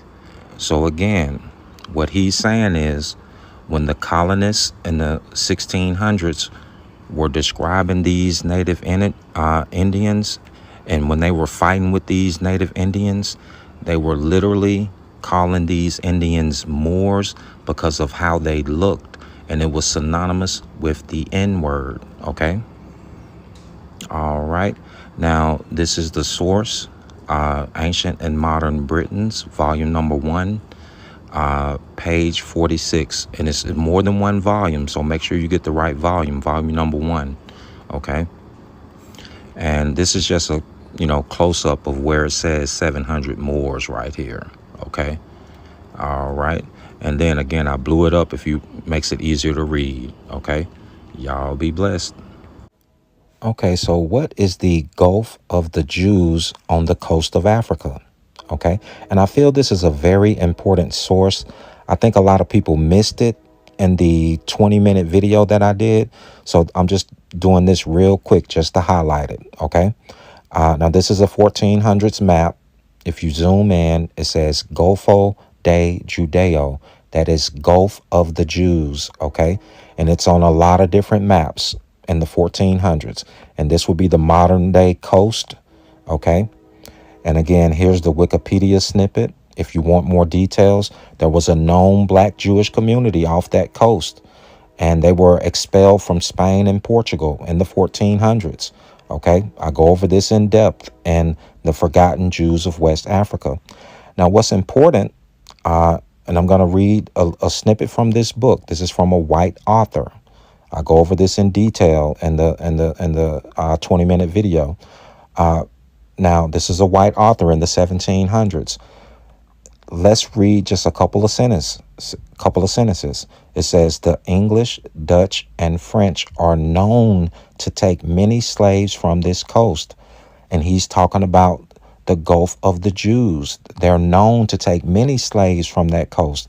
And if you pause the screen, you can read even more. I'm going to read another sentence. It says, there are black Jews in Luango who observe the Sabbath so strictly that they do not utter one word that day. Okay? So again, what's important is we established that there were literal black Portuguese and Spanish Jews on the coast of Africa, and they were literally taken to North America, South America, and the Caribbean. And again, I go over this in depth on that Forgotten Jews of West Africa video in my playlist. Again, I'm just highlighting this real quick, okay? All right. Y'all be blessed. Well, these people are us, only bleached out through an intermixture with the Europeans. And the reason why a racist element crept in was because there was a time when European women were sold like commodities into the harems of these different noble, rich Moors. Keeping in mind, it was only the noble and rich Moors who could afford these big harems. So now they bring all these European women into the harems. They're having children by these women, and the children are coming out naturally lighter and lighter. So then, in the common people's minds, this lightness of skin began to become associated with the nobility, the noble Moors, because it was only the noble Moors who were getting lighter each generation because they was able to buy these European women into the harems. So it's easy to conceive of how lighter skin somehow began to become associated with the Moorish nobility because it was the Moorish nobles who were getting lighter through this admixture. And so this is how gradually this sort of like the skin thing crept in. The Moors went into Europe. They changed the appearance of the population. Do you see? So you have Italians, Spaniards being darker than the Scandinavians. A Scandinavian person told me that they never considered the Italians or Jewish people to be white. Do you see? Because the lighter people are further north.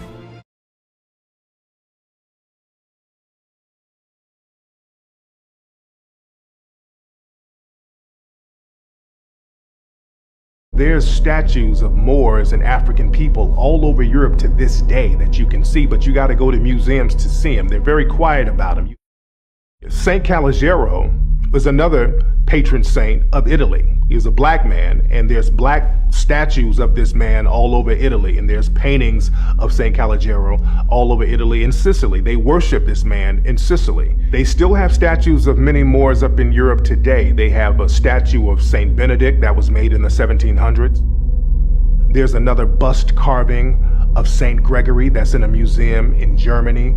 So there's statues of Moors and African people all over Europe to this day that you can see, but you got to go to museums to see them. They're very quiet about them. You have to go over there, and also you have to learn about these things in different languages because they keep that history hidden because they'll put it in another language. When you talk about the vice lords and all these gangs that really started, you know, if they go back and they read their original charters, right?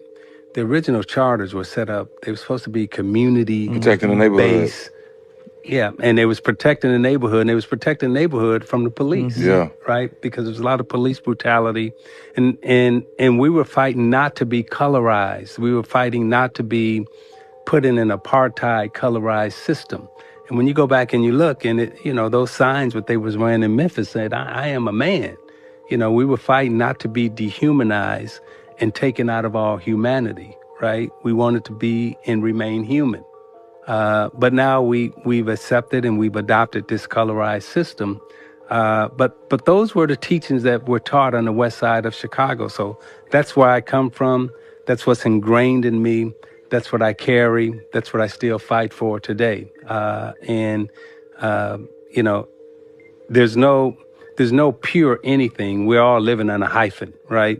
You're Italian American, and I'm gonna say this, right? When we were growing up, we grew up with Italians, we grew up with Greeks, we grew up with Polish, we grew up with Irish, right? And they were proud to call themselves Greek, Italian, Irish, right? When did everybody become white? Right. Yeah. Right? Yeah. You know what I mean? They don't say I'm Greek anymore. They don't say I'm Italian anymore. They don't say, I'm Jewish. Everybody, it's either white, black, green, purple, blue, or orange. Mm-hmm. And we had a People of conversation color, about that. mm-hmm. My mom, I used to, what are you? I'm black and white. And my mom's like, no, you're Italian. You're Italian. Like, you're Italian. You're not white. Claim you're Italian, right? Right. Yeah. And by the way, the Italians, come from the Moors, right? Yep. So, when you all of us are human beings, First and right? foremost, right. And if we can get back to being human beings, yes, and get away from this colorized apartheid system that we're operating in, then we got a chance to make it. And that's what the fight has always been about in this country, right? Those who have been classified as black have always been trying to get out of black status. Mm-hmm. So when immigrants come in, they quickly say, what's your status? And they tell you what their status is, right? And, so nationality, birthright, citizenship, status, those are the things that we need to be talking about. That was the conversation on the West Side, and that's the conversation I still carry today. Hundreds and hundreds of years ago, you see, the Moors conquered Sicily. You see, way back then, Sicilians were like wops from northern Italy. They all had blonde hair and blue eyes. But, then the Moors moved in there and, they changed the whole country. They did so much fucking with Sicilian women, that they changed the whole bloodline forever. That's why blonde hair and blue eyes became black hair and dark skin. It's absolutely amazing to me to think that to this day, hundreds of years later, that Sicilians still carry that nigger gene. Now, if that's a fact, tell me, am I lying? 'Cause you're part eggplant.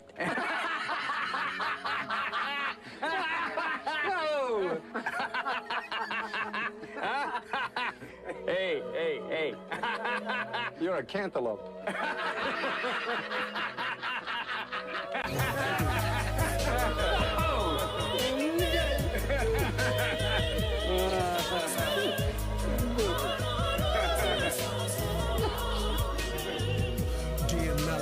So there is this New York Times opinion piece about how Italians became white, or whatever the case, whatever you might want to call it. It's very surface level, but it does touch on a lot of really interesting points in regards to Italians coming here in the 1800s, facing discrimination, not being able to find work. It talks about how there were Italian communities that kind of like not joined forces, but they, cooperated and lived together with like black communities. It talks about how Italians used to be lynched in Louisiana, and even goes in to talk about how Italians were used for cheap labor after the end of slavery. It also talks about Christopher Columbus Day and how Italians leveraged that in order to gain this status of being white in America. Ultimately, I think it's really important to dive into the history of all racial groups in America. We're a really diverse country, and I feel like people should be proud to honor their histories. However, whiteness and acceptance into American culture is something that Italian Americans did fight for, and they did gain. But as you can see here with this comment, there are some Italian Americans, there's Portuguese Americans and Spanish Americans who quite literally, fit the standard of being white, being from Europe, right? But in physical appearance cannot find themselves able to conform to whiteness. You tell your guys in Miami, your friend, it'd be a pleasure. I kill a communist for fun, but for a green card, I'm gonna carve him up real nice. Let's talk about the mafia in terms of southern Italy. When landowners sometimes wanted their lands protected, they employed brigands. And these individuals sometimes exploited the same people who they came from. But in most instances, these brigands of individuals were essentially getting even. In the episode of the Sicilian Vespers, going back to the 13th century, what happened was that the French were in charge. And at that time, the French decided to, again, force themselves on 18 women. So some individuals in Sicily decided to avenge this, and in fact, one of the acronyms for mafia could be Mort la Fanga. Okay, when they came to North America, the notation was that they were bandits, that they were mafioso, they were hung, etc. See New Orleans Police Chief David Hennessy. Sicilians were spawned by niggers. Also note, Sicilians, Italians, Nicaraguans, and the natives in San Salvador, in Central America, etc., are all Muslims. Peace to those who follow the right. It's difficult to talk about the Italian Renaissance without mentioning the Medici family. The Medicis, who are still around today, are a powerful banking and political family. They're so powerful, they even had a pope in their ranks. Pope Clement VII, before elected pope, would be known as Giulio Medici. And in 1510, when he was 17 years old, he fathered a child with Simonetta de Colavecchio, who worked in the Medici household as a slave or an indentured servant. When Giulio was elected pope, he was supposed to relinquish his position as the Duke of Florence, but instead he appointed his son, Alessandro de' Medici. Alessandro would go on to marry Margaret of Parma, the daughter of the Holy Roman Emperor Charles V, who never bore any of his children. However, he did have at least 2 children with his mistress, Taddea Malaspina. Another third child would be born after Alessandro's death. Alessandro died in 1537. He was assassinated by his own cousin. Alessandro is one of 2 Medicis to be buried in a very special mausoleum designed by Leonardo da Vinci himself. Do you guys know who this guy is? Okay? They want to call him the Prince of Florence. See, because they just love to find ways to minimize the severities of stuff. Because that's a way for them to put themselves in a position of power. See, they don't want to call him the king. They'd rather call him a prince. Because that's a strong difference to the narrative. Because if you said the king, then goddammit, the narrative of what they've been pushing, showing you that they the one that been ruling everything, is not a good term. So for that, they gotta say prince. Prince mean you not totally in control, you second. That's what prince mean, you second, you not the king. But this dude, Medici, he's the one that created the Vatican. He's the one that funded the Vatican. Florence. Okay? So, the monetary system that we happen to be strong today, that's his lifestyle of creation. The system of banking that we all is struggling and being oppressed by the banking system, this guy created that shit. So, that is the power behind the Vatican. And they told you, the Vatican is still running because all the high level of the family is still around. And guess what? Is the Medici family still around? Now ask yourself this. This is how you know who's running. When the last time you get around with a Medici? When the last time you saw a Medici on the media? Nah. Those elite never allow people to know who they are. Those elite never put themselves in the limelight. They let puppet do the work. That is an elite bloodline. Now, look at how you look, though. Pay attention to his phenotype. I want y'all to do this just fine. Pay attention to his phenotype because a major, you're going to see where I'm going with this. Very important. Okay? Now, pay attention. You done see the phenotype now. Now, I want y'all to see who you look like. Do you guys know who that is? You see the phenotype before? Holy shit. Fuck. This shit again. DR was created by the Vatican to keep an eye on the empire, to infiltrate and to destroy the empire of IET. Okay? That's what it was. And now when you're looking at the founder, this is him right there. You already know. So this dude, it's funny how they call themselves Taino, but their so-called father have nothing to do with indigenous people. These were the same Spaniard that was going to war against your indigenous ancestors. How come you call yourself indigenous at the same time praising an invader that were literally unalive in your ancestors? Just to show these people really, they up there, man. That's why they call it Dominican. It's probably Dominican. It just don't make sense. Because how you call yourself in, how you bring indigenous in the conversation with the same shit?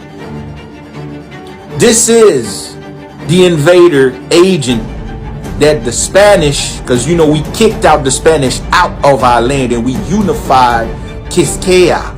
Quisqueya mean mothers of all. That's why that's why I don't get them, because I don't call them Dominican. They are not Dominican. They are Haitians. And when I mean Haitian, that's the name of the land. It's not a nationality. That's the name of the land. Haiti. They are Haitians. And they will feel insulted. It's just to show you how they are so uneducated, because I'm calling you by your true name. Dominican was created in the 1800s. You exist way before these invaders come here. And that name is original to the land. But they're going to feel offended, just to show you the brainwash and the dumb down of the population is it's beyond comprehension. So this is what they got here. They're going to talk a good talk. I'm indigenous, but this is their maker. Never make no sense. So now, like I said, the DR was created by the Vatican to keep the old religious war going. Now, what is the religious war? The war between indigenous practice versus the genetically modifying mind control you call religion. And that's... All right, peace. So how do the people you know today, how did they come into existence? The people in your neighborhood that you know as the Latin community, how were they created? The people you know as Dominican, Puerto Rican, Ecuadorian, Costa Rican, Mexican. All right. These people come from indigenous tribes. They did not exist yet. They come from indigenous tribes like the Capacar, the Choritiga, the Bribri, the Taino, the Macorex. All right. They come from these original people. And how does what's Haiti's connection to the Moors? All right. So let me walk you down the timeline, because I got a lot of people coming for my neck. I got the mob squad coming for my neck in every post I do. But don't worry, I'm going to list the sources. All right. And I understand why. Because people are emotionally attached to these names now. They're emotionally attached to Puerto Rican, Dominican, Latino, African American. Okay. So I have to give you some understanding so that things are very clear. So before the Moors got to Europe, before the Moors got to Spain and Italy, no one in that area was speaking Italian or Spanish. They were speaking vulgar Latin, and they were speaking classical Latin. There was no Spanish being spoken in Spain or Italian in Italy until those North Africans came. They were masters at creating language, masters at linguistics, masters at sign language. And they took the Arabic language and they merged it with the vulgar Latin and the classical Latin these people were speaking, and created the Spanish language. Very important now. The people in Spain at that time that was speaking Spanish were not the people you know as Spanish people today. These were white people speaking Spanish. You have to keep that in mind. This is why, I was speaking to somebody, I had to make certain things very clear. These were white people speaking Spanish. When the Spanish crown overthrew these North Africans after 1,000 years of rulership, all right, they overthrew them in Grenada. And that was the last stand for the Moors. The Spanish crown now is coming to the new world. Okay. These are white people coming to the new world. Okay. They encounter indigenous empires. Okay. Like the Taino people. These Taino people, okay, had an empire. And the empire was called Boricuan. Boricuan. This is why Spanish people today use the indigenous name and they call themselves Boricua, because the original name of that land, that port of Rico, was Borican. Okay, land of the lords, children of the lords. Okay, children of noble lords. Okay, now this empire that the Taino had consists of Jamaica, Cuba, the port of Rico, and Haiti, that you call Haiti today, A-Y-T-I. They were on there. When the Spanish crown came, they started creating these people through a legal professional system called the Casta paintings. The Casta paintings. So when they came, they brought on those ships with them Moors. Moors they had conquered. Because the Moors were masters at languages, building, architecture, they brought them to Haiti, A-Y-T-I. Okay? So follow me. The Moors that they had just conquered, they brought with them to Haiti. This Taino empire is there. All these people, the Barbary, the Taino, okay? The Moors, they eventually become all these people you know today as Costa Ricans, Mexicans, Dominicans, Puerto Ricans, through a system called the Casta painting. This system was basically a blueprint, a book of paintings that showed you how to take an African Moor. Follow me now. How to take it. So the paintings is showing you how to basically mix certain groups of people to get a Dominican, to get a Puerto Rican, to get a Mexican. So it's telling you, okay, you take an African Moor and you mix him with a Taino, you'll get a mulatto. After you get the mulatto, you mix the mulatto with a European, and then you'll get a Costa Rican. That's basically how it goes. It is a professional caste system that is teaching the Spanish crown how to create these different people that you eventually know today that live in your neighborhoods. Now, the Moors that they brought with them was called the Black Latinos. Okay? They got transferred over. So today, Spanish people call themselves Latinos. But because the Moors were the ones who created the Spanish language, they called them the Black Latinos. L-D-I-N-O-S before L-A-T-I-N-O-S. It was the Black Latinos. Now, these Black Latinos now are brought, right? Brought with the Moors now, mixed in with these indigenous people to help build new colonies. Okay? Now, eventually, we're going to make, so let's make the Haiti connection. So the Moors are on Haiti. Okay? They're on Haiti. They, in fact, start creating rebellion groups to help overthrow the Spanish crown. So they start writing letters back to the Spanish crown like, yo, stop sending these Moors. I know they are prisoners, but stop sending these Moors to Haiti because they're teaching the Taino people, the Barbary people, the Moors people how to overthrow us.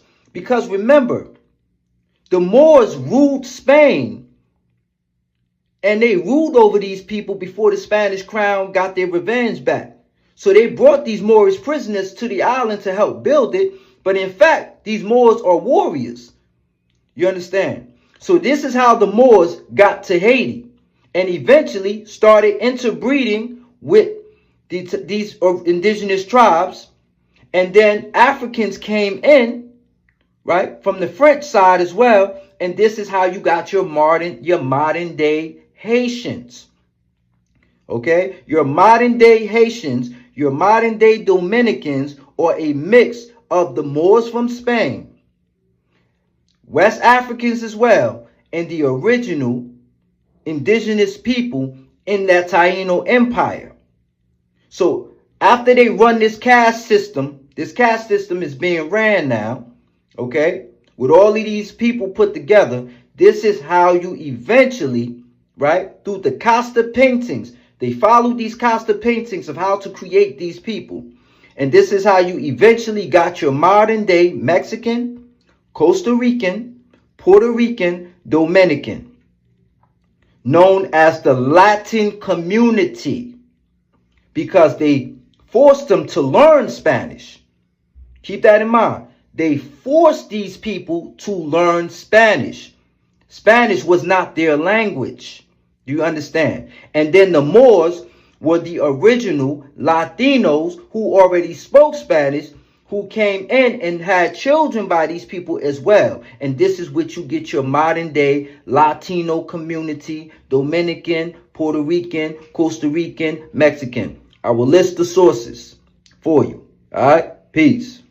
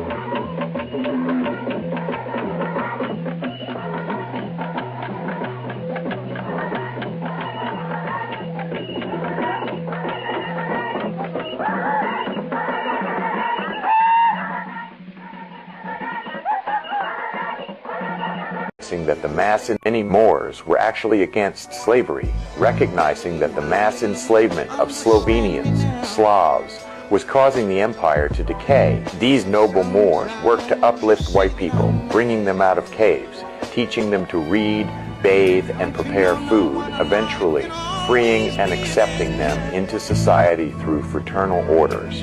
Joan of Arc was a full-blooded, melanated Moor from the original Asiatic lineage. When Netflix tries to show a glimpse of the truth by casting melanated actors, they boycott and cancel the show because it proves the empire of Moors was running the entire planet. We didn't fall because of some inherent white superiority. We fell to our own people who, once divided by greed and internal power struggles, decided to use the so-called white man as a proxy to disinherit one another. Bleaching out was accelerated because many Moors had an appetite for white slave women and concubines, taking them into harems to create human bouquet or variants within the gene pool. These lighter-skinned children, the amalgamated or Franciscan Moors, were often raised under the heavy influence of their slave mothers. These mothers would teach their children to identify with their own Roman or European heritage, rather than their father's Moorish nobility, leading these children to fight against the very idea of being Moors.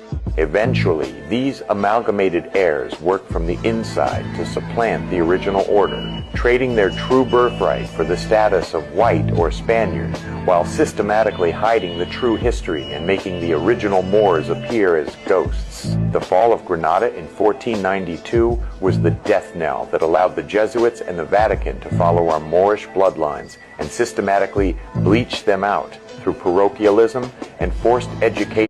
The Casta system was a racial hierarchy developed by Spanish colonizers in the Americas during the 16th and 17th centuries to maintain control over the diverse populations they ruled. This system categorized individuals based on their racial ancestry, mixing indigenous African and European heritage.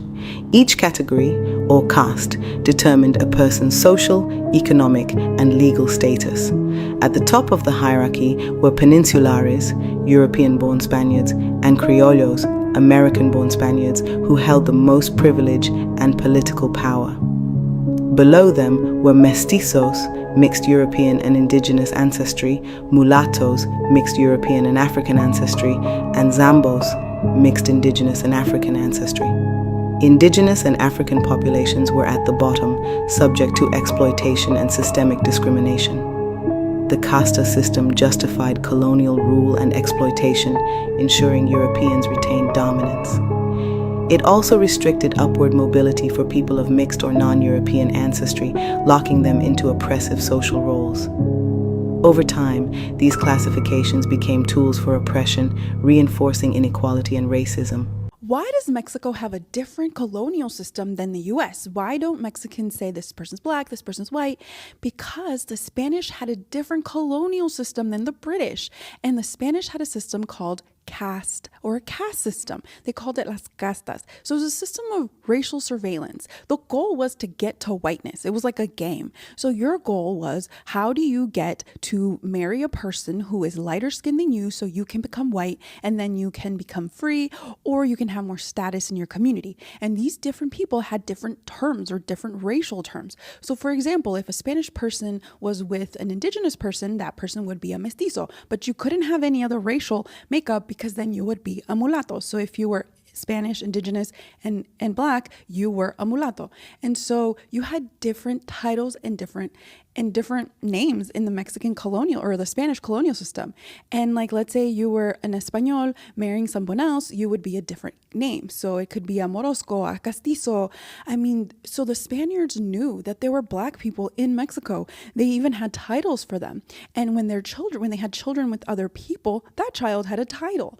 And in the Mexican system, this is very different from the US. You were black or white, and that was it. But in Mexico, it was very, very different. And so when people are telling you that they're mestizo or only mestizo, that is wrong. They are wrong, because if they go by this this dumb title of mestizo, then they also have to go by the other dumb titles of coyote or castizo or morosco, like these random names that the Spanish created for us. So I think it's important to just leave these titles behind us and just start calling ourselves or talking about our ancestors. That is way more important. And so that is why you need to stop labeling yourself as a mestizo or caring so much, because it's just all made up. But this is a little bit of information about the caste system. If you want to learn more, I mean, there's so many books and then also videos you can watch about the Mexican caste system. But every Mexican needs to learn about the caste system.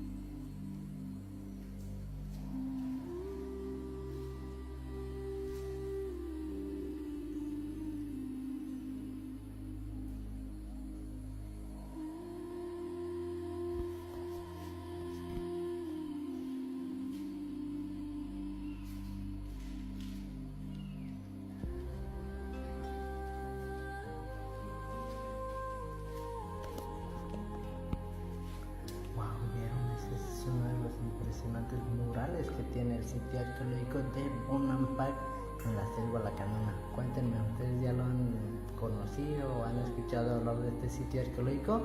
Que es la que tiene los murales pintados de todo México y que es la mejor conservada, como ustedes están viendo aquí. ¿Vieron? Cuéntenme y los veo en los comentarios si ya la conocen o no. Y visiten la selva Lacanona. Saludos.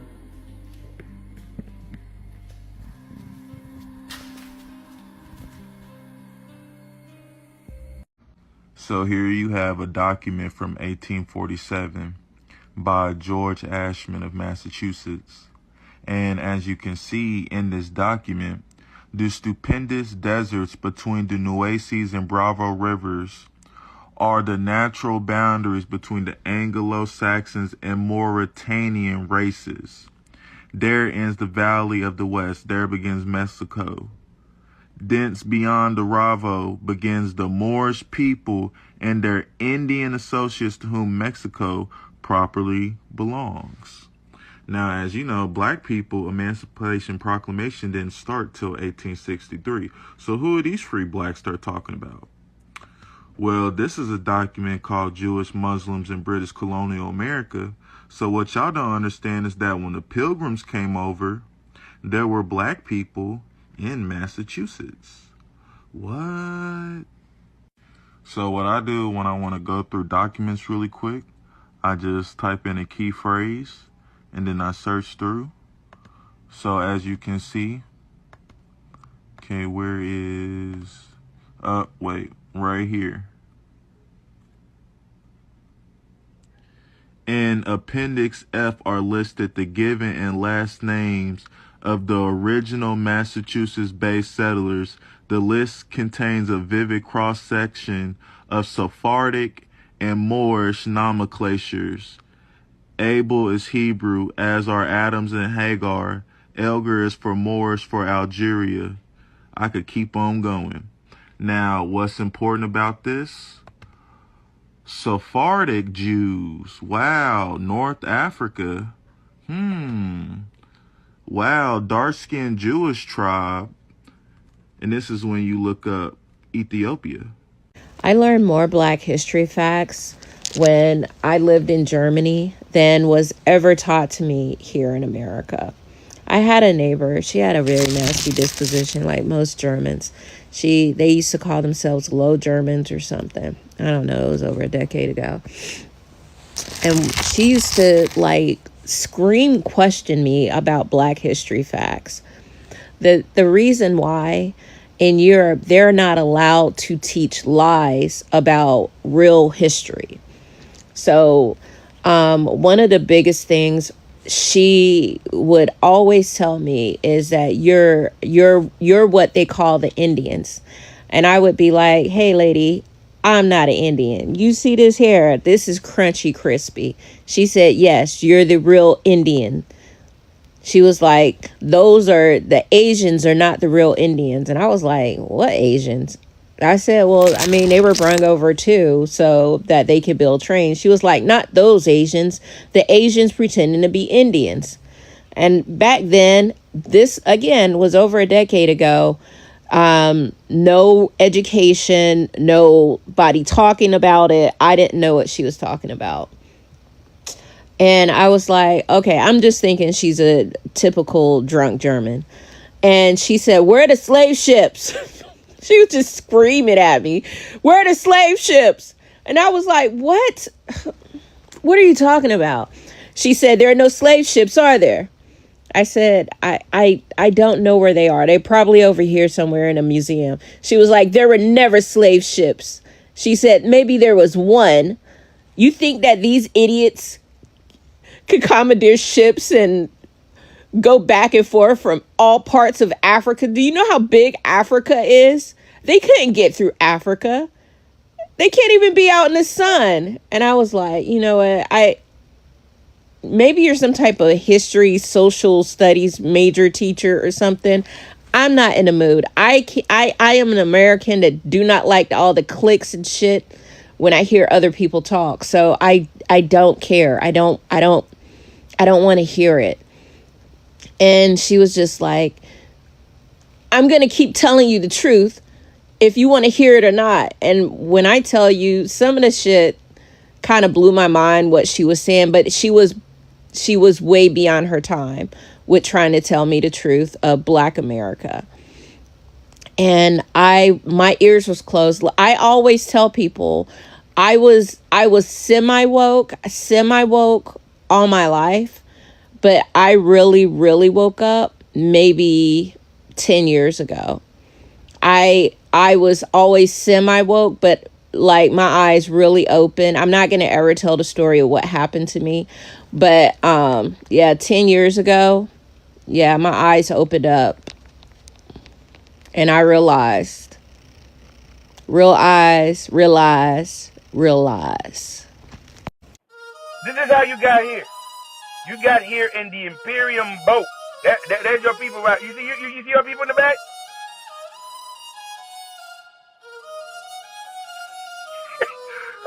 He said, what does this image prove? It proves where you came from.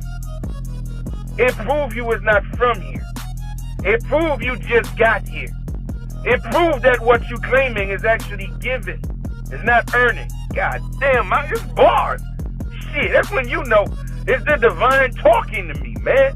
I didn't know the divine was an MC like that, bruh. This is what it proves.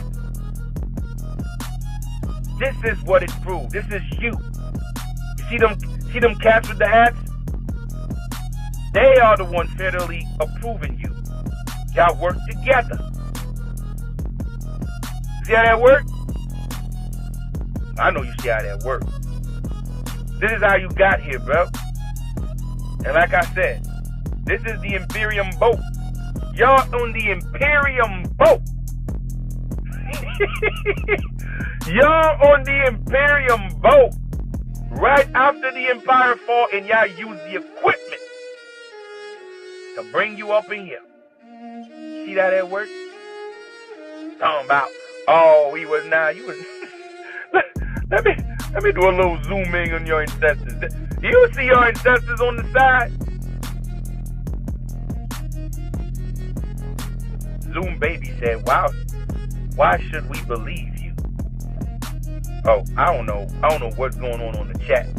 I don't want to get involved, maybe.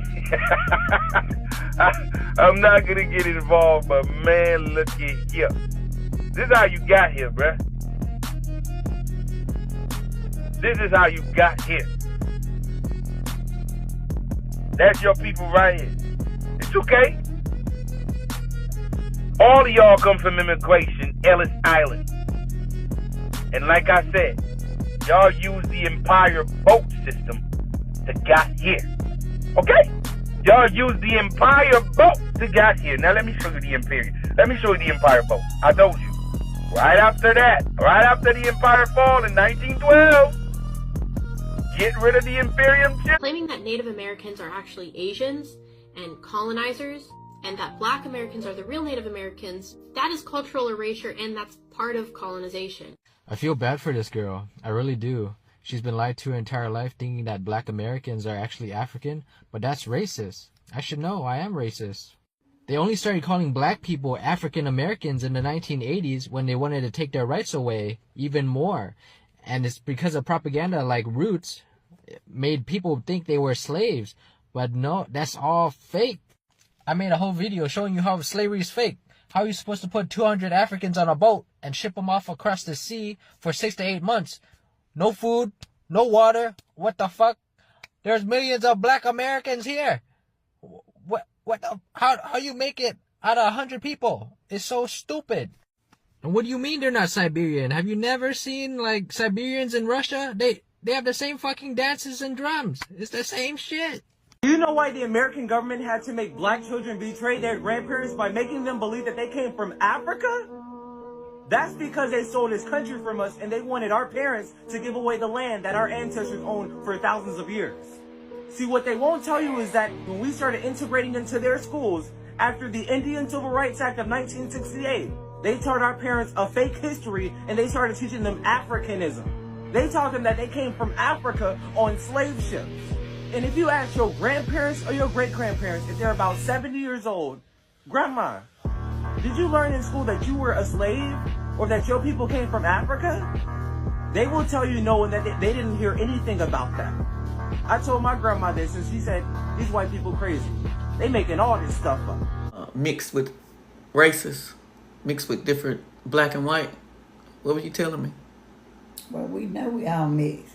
Mm-hmm. African people from Africa come over here and claim us because we were light skinned. Mm-hmm. Yeah, and when a light skinned person married an African, moved to Africa, they treated her different.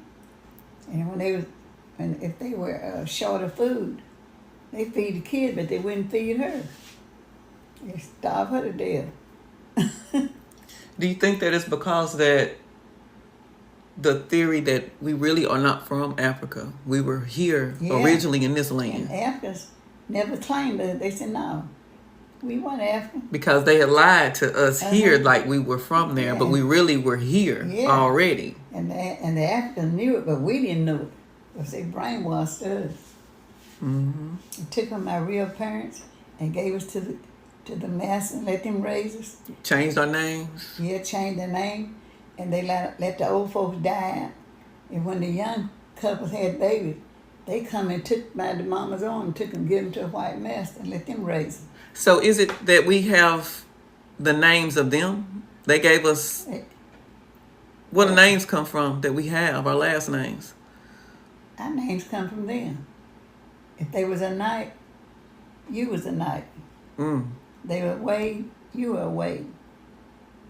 Mm. I run up on work with a lady one time, and I said, what's your name? She asked me my name. I said, my last name is Knight. Mm-hmm. She said, mine is too. And so another all distorted. Yeah, and another white lady walked up and said, what's your name? What'd you say your name was? She said, I'm a knight and she's a knight. I said, we kin. Yeah. And people got the habit of saying a different set. And a she different said set. It and joked. But that's how it started. I didn't really know that. That was how I got my name. Because I hadn't studied, wasn't taught nothing about history or nothing like that. Right. So as we got older and learned more and more, we learned that we didn't have our original name. Mm-hmm. And then when Roots come out, they showed them Roots, where they gave them all different their name. You know, movies show the truth. They have to put the truth out. Yeah, so they didn't take. One of them didn't want them to know, wasn't going to take their name. They beat him until they made him take their name. I saw it. Shout out to the Africans for finally admitting the quiet part out loud.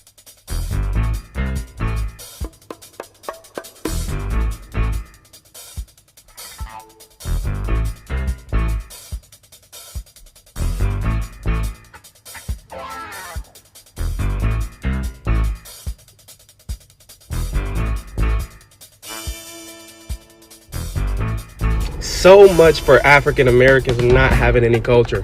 Y'all know exactly who to dress like and who to talk like and who y'all want to be like. One thing for sure, nigga, you ain't never gonna hear a black person being like, my biggest flex is that I'm African American, but I look African. Cause I guarantee you, boy, we can tell y'all all African, gang. Don't nobody think that. I don't know who told y'all that. Lame ass niggas, bro. And y'all be swearing that we the most divisive motherfuckers, but y'all be the ones criticizing us, but then cosplay as us. A lot of famous songs and things were made by the black man, and they put their name on it. That's why they want nobody to know our history. Because it reveals a lot of truth. Yes. They didn't do nothing. The smartest race was us. Uh-huh. Not us and real dark black people. They messed out. We redone now. I done figured it out. They messed our DNA up, raping our mamas and grandmamas, and they couldn't refuse either. That's how our colors got distorted, or shades got distorted. My daddy told me he was some kind of Indian, the dark complexion Indian. He was dark. Mm-hmm. Then my grandmama, so her daddy was a full-blooded Cherokee, and her mama was half white. You know, they wasn't allowed to marry. Different colors wasn't allowed to mix in, so if somebody done raped somebody, hadn't. Mm-hmm. And I forgot the other part she was. And my granddaddy on my mama's side, my granddaddy, my grandmama's husband, he was half Caucasian and half Creole. He come down in Louisiana. Yeah. Now, what's half Creole and half Caucasian is? And he's my mama's daddy. Mm-hmm. So I got Creole and white and Creole and Caucasian in me, hadn't I? Yes, ma'am. I wonder why mama and man was so light. Mm-hmm. And then my grandmama said she had, her mama was part white and something else. And she said her dad was full-blooded Cherokee. Mm-hmm. So there go with that Caucasian and Creole. There comes some Cherokee, Mm-hmm. and then some white, Mm-hmm. and then some black. Mm-hmm. What the heck? Whoa, black people all messed up. Black people was already here. That's a bald-faced lie. He didn't discover no America, and the ship got in troubled water. Mm-hmm. And them black men was already here. Mm-hmm. The black people was already here. So they went out in that ocean and rescued Columbus off that ship. But they didn't have no knowledge, no learning or nothing. Mm-hmm. And then he came here and he put him into slavery. It saved his life. But he's a bald-faced lie when he said he discovered America. That's a bald-faced lie. If my black relative didn't went out there and to rescue his butt when that turbulence was tearing up them ships, he wouldn't have been here. So black people didn't know. All they knew was living off the land, and they didn't know how to fight for themselves. Right. He put black people into slavery, and the big old giant. My grandfather was tall, and he wasn't afraid of nothing. Nobody, white or black, short or tall, fat or thin. He wasn't afraid of nothing. What was your grandfather's name? John Jordan. But everybody call him Johnny. John Jordan put the black people into slavery, and they got tight, and they fought their way out. They fought their way out of what he was. Well, I think the main point is to fill in a gap that has developed because of the suppression of knowledge of the interaction of black people and Native American people. In other words, it's to tell the story to the fullest extent possible of the interrelations between these two ethnic groups with both extremely rich heritages of culture and history. Where were the Native American population during the time that you studied? Well, during that time period, I think virtually all areas of the Americas and all of the islands, virtually, including up to Greenland, for the most part, were occupied by different native people. So the entire continent and virtually all of the islands were occupied. The Spanish writer Bartolome de las Casas, who is the principal author of, that gives us the information from Columbus's diaries. Columbus chose to finance the conquest of the West Indies by selling Native American slaves. And he characterized it as his granjeria, or granary. In other words, it was the granary that was going to pay for the conquest, that is, Native American bodies. And Columbus himself sent at least 3,000 and possibly as many as 6,000 or more Native American slaves to Europe.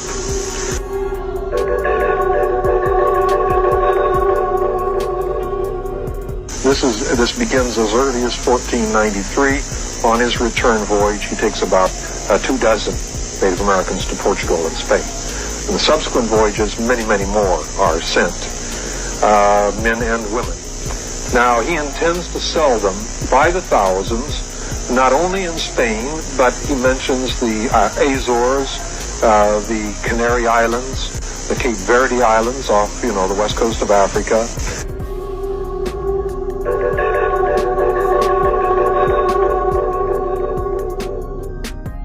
The Cape Verde Islands off, the west coast of Africa.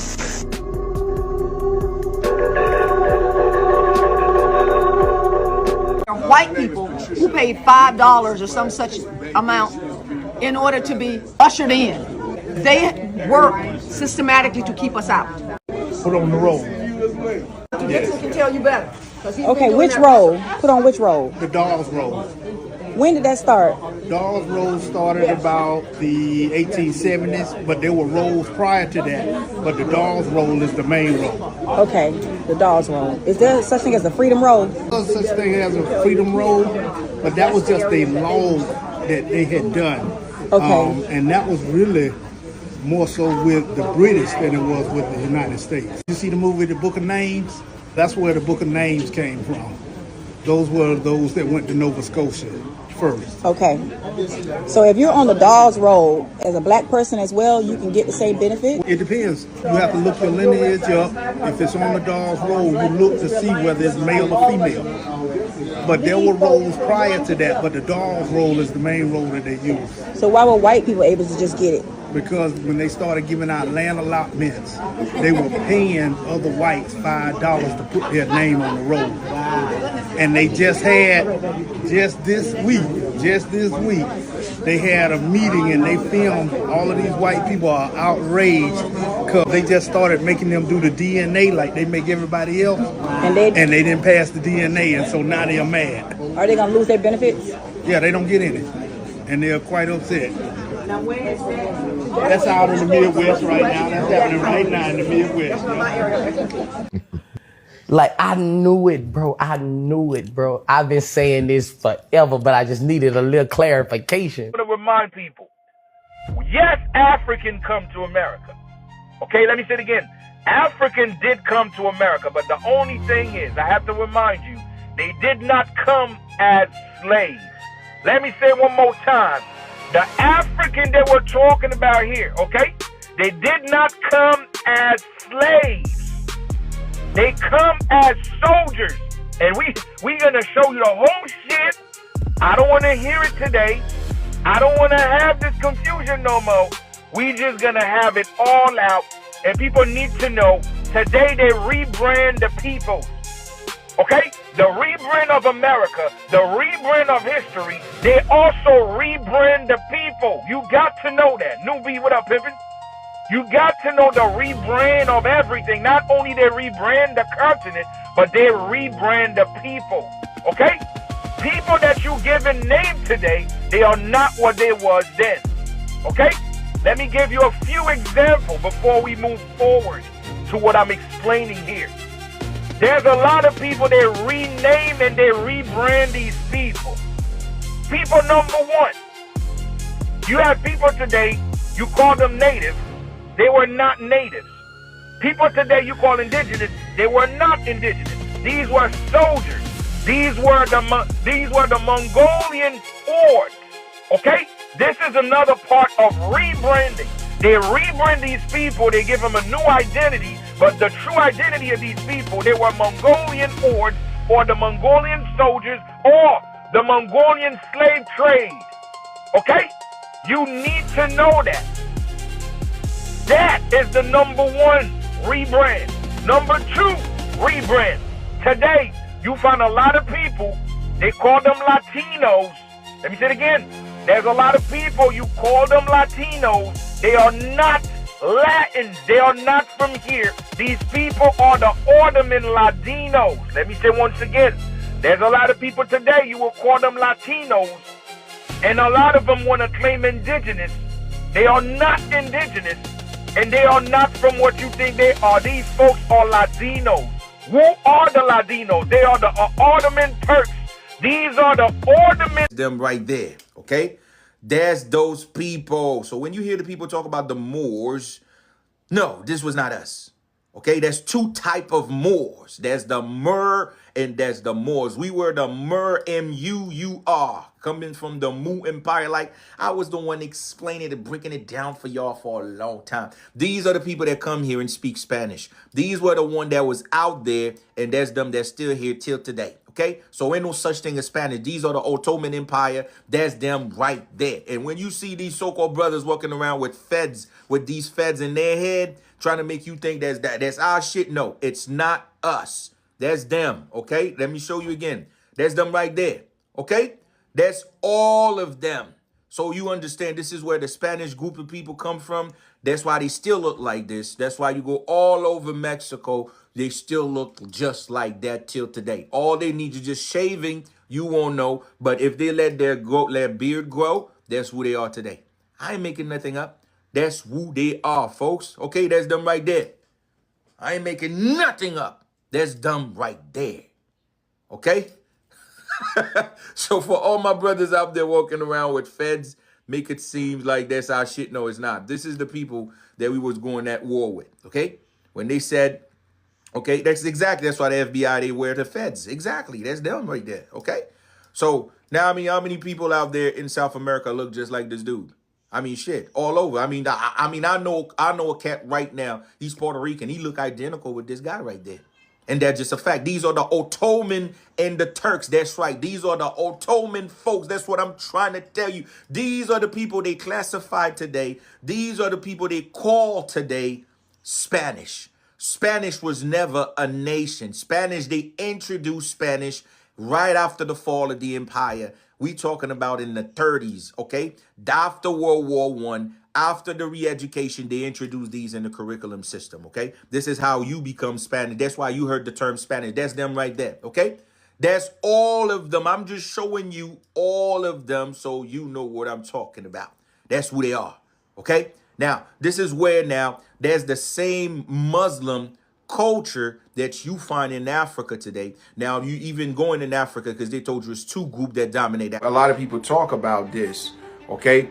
What you saw in the top with this little hat, it's not a hat. This is actually a Moors feds. Let me say this. This is the Moors feds, okay? The Moorish feds. So I want to be clear for some people here because you always got confusion. People always said, oh, we were Moors. No, let me say this. The Moors we were was the M-U-U-R. The M-U-U-R is us, the Moors. There's different spelling, okay? So there's a difference between feathers and actually feds. What you saw hanging here is the feds. Because this represent when we destroyed, when we kicked out the Spanish, we hang every single Moors, the traitors, them feds Moors. This is a symbology to tell you that we hang them, the ends of the Moorish, the foreign, the Spaniard, all the Spanish. When they said Spanish, understand Spanish were the Moors. Let me say this again. The war we was going through, dealing with the Spaniards were the Moors. It was still the Moorish Empire, the Mauritanian, all of these Arabs. Understand that. This is a part of telling you their reign is over in the continent for good. This is why we hang the feds hanging on the tree of liberty. That's what it means, liberty. That means their reign of dominance in the continent is over. That's what that symbology means. So I want people to know that, because a lot of people confuse about this. Because, you know, Haitians don't even know their true history. Yes, it's even like that in Mexico. That's why you find, because Mexico was under the empire of Haiti too. That's why in Mexico, sigils, you will find that. And they'll say libertad underneath of it. And you will see the feds hang on the little what you call it, a little cane. Okay, that represent when we freed our people 100% under the rulership of the Spain. When you heard Spain, just know it was the Moors. Let me be clear on that. Spain mean Moors. British mean Moors. All of them was that. They was working together. Understand, two different factions. One faction said, I'm gonna take the north. One faction said, I'm gonna take the south. Okay, so understand there's a difference between the Moor. That's your man. So with a man like that, with your man looking like this, and you indigenous, right? You just can't make this shit up. You just can't make this shit up. You saw the stash? You see the stash he have? Let me show you the real roots of the stash that he have. Let me show you something right quick. Because that's the knowledge. See, I bring nothing but knowledge. This is the roots of the stash. These are the Arabs. Okay? This is where they came from. That's the root of the stash. Right here, right there. Now, let me show you a lot of them calling people names. There's them right there. Okay? You go to DR right there. One of their asses try to be disrespectful to you. I most likely probably look like this cat right there. Okay? There's them right there. You gonna see the whole faces of all of them. I'm gonna show you the faces of all of them. All different versions of backgrounds of them. Let me show you. How many dudes in the Bronx look just like this cat right there is Dominican? And look at the one in the lower part. How many Puerto Rican look just like this dude's right there? I'm not making shit up. These are Arabs.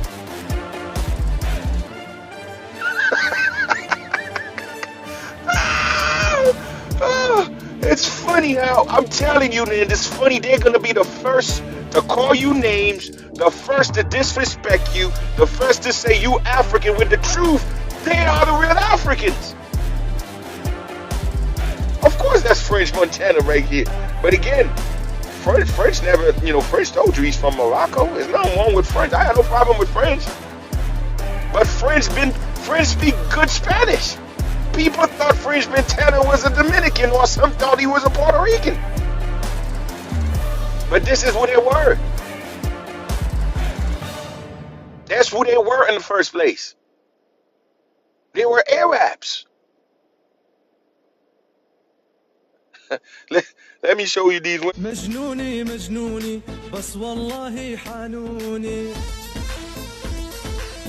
When he is Mexican, but could pass as Arabic.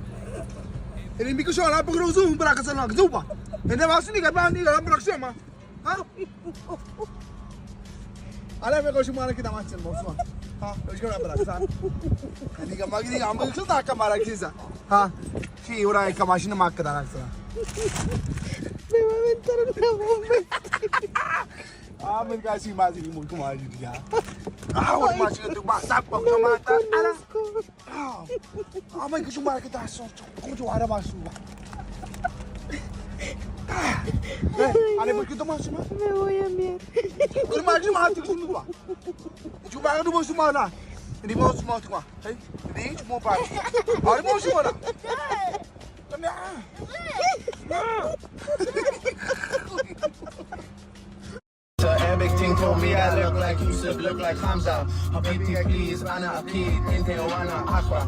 Hip hop stalling Gaza, but not that Gaza, but still it's a Maza.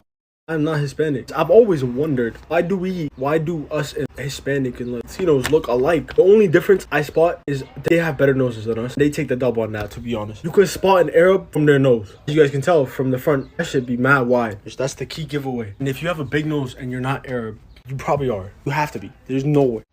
Arabs are the original Latinos.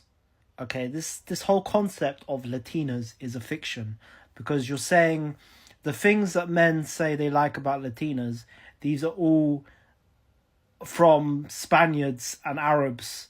All these genes that you're talking about, that you're fetishizing, they all come from people that are of Arab descent.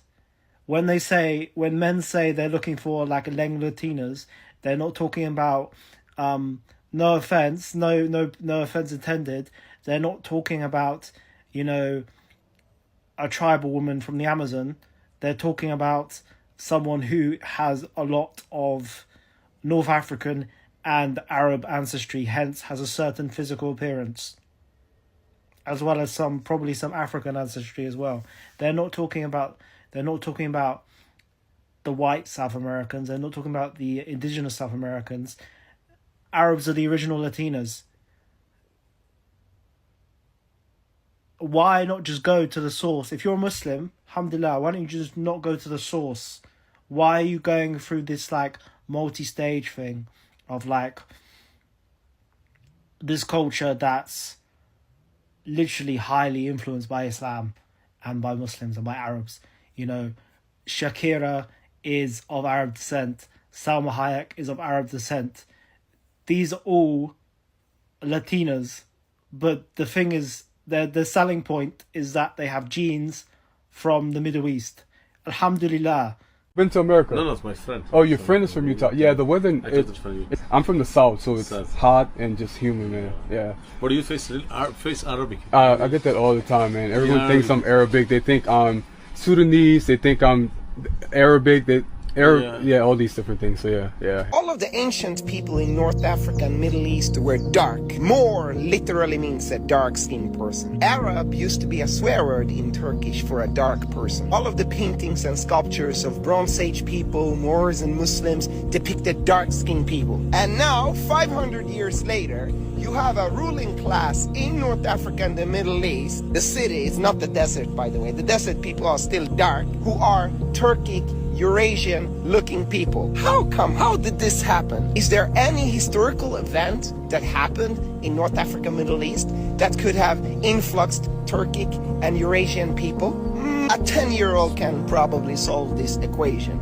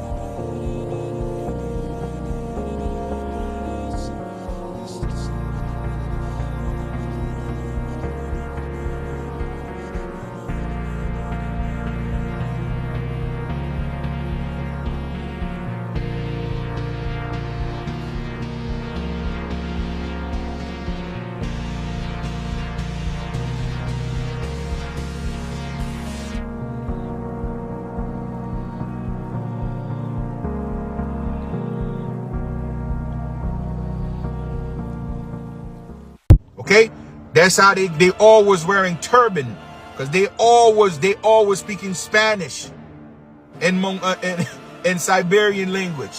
When you heard about these people, that's who they were. They all was wearing turban. They didn't have anything to do with feathers. Okay, feathers is something they assimilate down. Exactly, that's Mexican. But again, what you call Mexicans of today, these are the descendant of these Mongolians. These are the descendant of all these Moors, what we call the Ottoman Empire Moors. The Ottoman Empire consisted with 3 different groups of them. Let me show you the 3 different groups of the Ottoman Empire. For some people that don't understand who are these people, they are multiracial people when they came here. The Ottoman Empire was a very multiracial. Let me show it to you. Okay, let me show you who they were. Okay, now this is how they look. This dude looked like a what? He looked like a typical Dominicans. Okay, there's a lot of Dominican look just like that. These are the African Moors that got here. They are not more Murs. There's Murs than Moors. He's a Moors. That's who. That's why you find a lot of Dominican look like Arab, because that's their African ancestors. That's their African ancestors that got here. So it's funny that you will find the so-called Dominican calling you African when in reality they got more African than the Haitians. That's the funny ass shit ever. They just don't know. or any of these so-called people called the Mino Black clan. They have more African in their gene than they do with the Haitians. Look, they're called the Cherokee Turbans. Look at him. They are all descendant of the Arab. You'll find plenty of them looking like this. This is the same groups of people from the ancient time. This is what they're not telling you. The Mino Black clan, the Mino Black, that's where they come from. The Mino Black, okay? So they have no idea because, you know, it's not their fault. They're not educated like that. They didn't know. These are the 3 groups. Now I'll show you one. This is the African, okay? So when they told you it was a bunch of African that was coming here, no, these were the Ottoman Empire. They are a very, very diverse group, okay? They have North African, West African mixed together. It's not divine and it's not natural law. It's fabricated. So what are you saying? These were your Congress creation system right here. So what are you saying? We ain't no chill. Listen, you can't play us the same, bro. You can't play us. We know how the game went, bro. We know what happened. This is not the dark age anymore where people talk shit or talk and we follow. Nah, bro. We're going to question what you say and we're going to pull some senses out of it. And that's, we no longer going to listen with our eyes closed, with our freaking mind shut. Nah, this don't happen no more. We're going to make it make sense these days. So the congressional you talking about is the system that refabricates itself. So if the system refabricates itself, that means you're going to implement things into law. So if you create things into law, you make your law. That's what it's called history, mean his story. So now we follow his story. Ain't got nothing to do with the truth. It turned ours to a mystery. Shit, let me show who you guys are. That's y'all. Okay? You see that? Y'all carry the same fucking crest because y'all come here together as partners.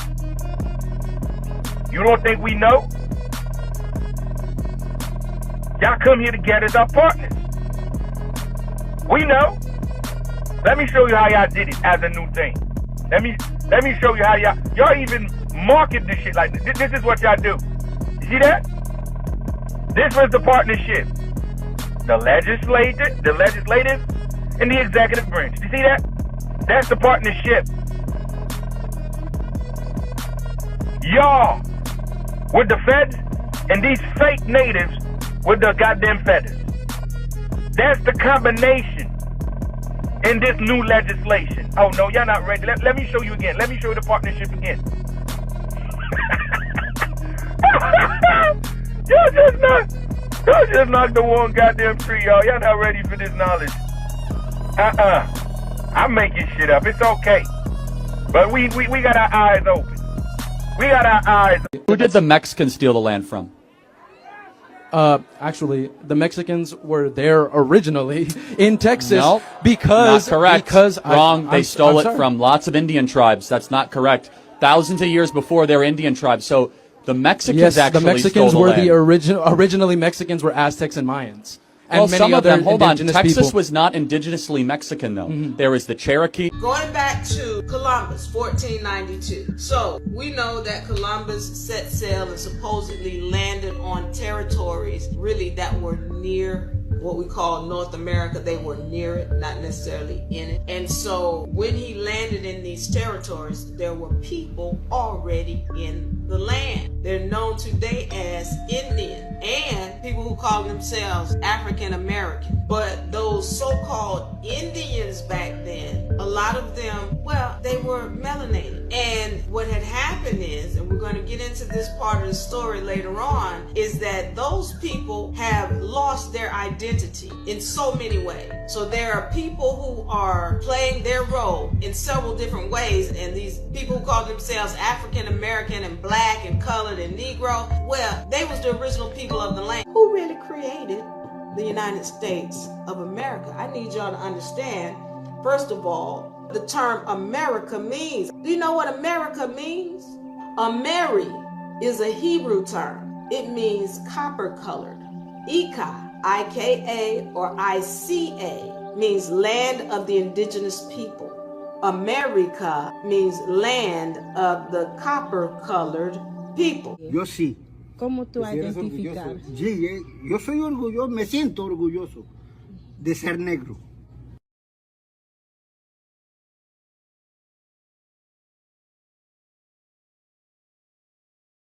There wasn't no goddamn Mexicans. The Mexicans were goddamn Spaniards from Cortez when he come down here getting gold and shit from the goddamn Aztec Indians and the Mayans. Motherfuckers, y'all don't know what y'all talking about. I'm from fucking Spain. My grandpa's from Spain. We ain't from here. My great-grandpa's from Spain. We ain't Mexico. Mexicans come from Spain. So get y'all shit right. Mexico is extremely racist. So we have what are Guatemalans, even from Mexicans. So you gotta remember, Mexico was dominated by the Spaniards. The only reason I look the way I look is because I'm 65% Spaniard. Yeah. Mexicans, like real Mexicans, or which is known as Mexica, not Mexico, yes. Mexica, are 5'4", super dark with big noses and the heads pushed back. Aztecs and Mayans, like Indians. Like Indians. Yes. Well, we're natives, right? So we're blended. So the reality is, in Mexico till this day, if you are not light complected, somewhat tall, you're frowned upon. Basically, from like the 38th parallel, which is a little north of San Francisco, if I'm not mistaken, down to Baja California, those are all Negro tribes. They're not Mongoloid tribes at all. So, and then like my people and a lot of other Ohlone tribes, coastal tribes, they were considered the blackest. If you go look at the physical description, they call them the blackest people in California. And they even say people to the north, they look Asian, they look Mongoloid, and these people aren't related to them. These are their own characteristics. They got their own thing going on over here. So yeah, very interesting. You say Negro tribes because I feel like a lot of the language gets confused. Yeah, so okay. So you better explain that Aboriginal verse, or what we call now, what we're deeming now American Indian versus Native American, right? So back then in the 1800s, they weren't really doing all that until 1970 when it was coined for these Native Americans to be called Native Americans. Before that, we were called American Indians, and they were describing, when I say Negro tribes, I go off descriptions, right? So the description of certain tribes say, oh, they're Asiatic, they're Mongoloid, they have they come from Siberia. And then there's tribes where they're like, these people are Negro, thick lip, broad nose, high cheekbones, protruding bottom lip, this, that, and the other. So you start looking at the physical descriptions, and they say it over and over themselves. They call them Negroes. It's deemed by the colonists.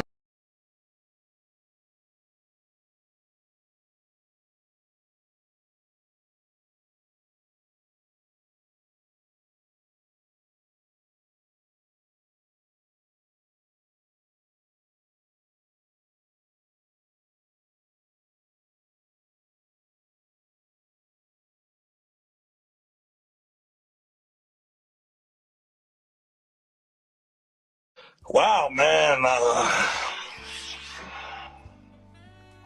Damn. So, in part 3 of Racism is a Spiritual Belief in a Hidden Occult Religion, today we're going to talk about one of the most notorious secret societies in the United States called the Knights of the Golden Circle. The Knights of the Golden Circle, started in 1859 by George Bickley, is the origin of the Ku Klux Klan, is the origin of the Proud Boys, is the origin of the Oath Keepers, etc., etc. They are the granddaddy of them all. And actually, when different white men join these smaller white nationalist organizations, it's really to get tested so then they can go into this higher Masonic white nationalist organization, which is called the Knight of the Golden Circle. And if you don't believe me in their validity, watch. So the first thing we're going to break down is when Donald Trump posted this picture of him with a Confederate officer hat on Truth Social when he declared war on Chicago, which is really a sly way to declare war on blacks, as Chicago is associated with blackness, right? So as you can see, he's wearing a Confederate officer hat. Nobody said nothing about this. One of the biggest Freudian slips of this year. And the reason why this is important is because when we get into who is the Knights of the Golden Circle, so this is a book that you should check out, The Knights of the Golden Circle by David King, Secret Empire, Southern Secession, Civil War. So as you can see of their detailed map that he posted on their book, they wanted to take over the Southern Hemisphere. And as you can see, they wanted to take over the Gulf of Mexico. Is that maybe why we renamed the Gulf of Mexico to the Gulf of America? Because Donald Trump is secretly, strategically a part of the Knights of the Golden Circle?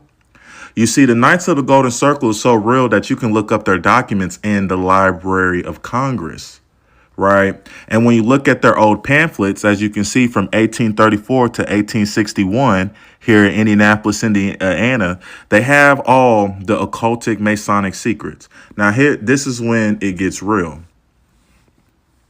So this is a video from Virginia's for History Lovers. Microfilm at the University of Kentucky in Lexington, I discovered repeated references to a secret society called the Knights of the Golden Circle. Many of the references were in the Louisville Journal, which was a noted paper throughout the country, edited by this gentleman, George Prentice. Prentice was a pro-union editor, and in these articles, he was saying things like, that the Knights were the central arm of the secession party in Kentucky. He said they had 6 castles in Louisville, and that there was a May convention in 1861 that was held at which 8,000 Knights attended. Now, he was talking a lot about the head of the Knights, a gentleman called George Bickley. And this is Bickley, who appeared then in the Louisville Courier, which was a paper down the street from the Louisville Journal in central Louisville, which is the pro-South paper. And Bickley wrote a letter to the Louisville Courier. It was dated May 30th. He said that the Lincoln administration had instituted a legal crusade against his Knights. He said that with regard to their secrecy, he had given their different rituals to the governor of Kentucky, Beriah McGoffin, and he confirmed that there were 8,000 Knights, and said that the work will be pushed with the utmost vigor until the tricolored flag of the Confederate States floats in triumph over the dome of the Capitol in Frankfort, and that's the Capitol in. So as you can see, this is a real secret organization. They were at war with Abraham Lincoln and his administration. Remember, Abraham Lincoln was a Melungeon. Now, if you watched my other previous videos, as you know, not all white people or Europeans were created equal. And actually, they anglicized them all, right? When you get into the Germans, the Swedes, the Russians, etc., they talked about them as if they were inferior. And the reason why this is important, and look, you can look at documents. There was once upon a time when they looked at the poor white, the non-anglicized, as equal to the Negro, right? America was a complex caste system. And this is why this is so important to understand this history. When you read The Negro in American History by John W. Cromwell, Secretary of the American Negro Academy, a real black historian, he even says that in Virginia, the acts first passed were for mere regulations of servants.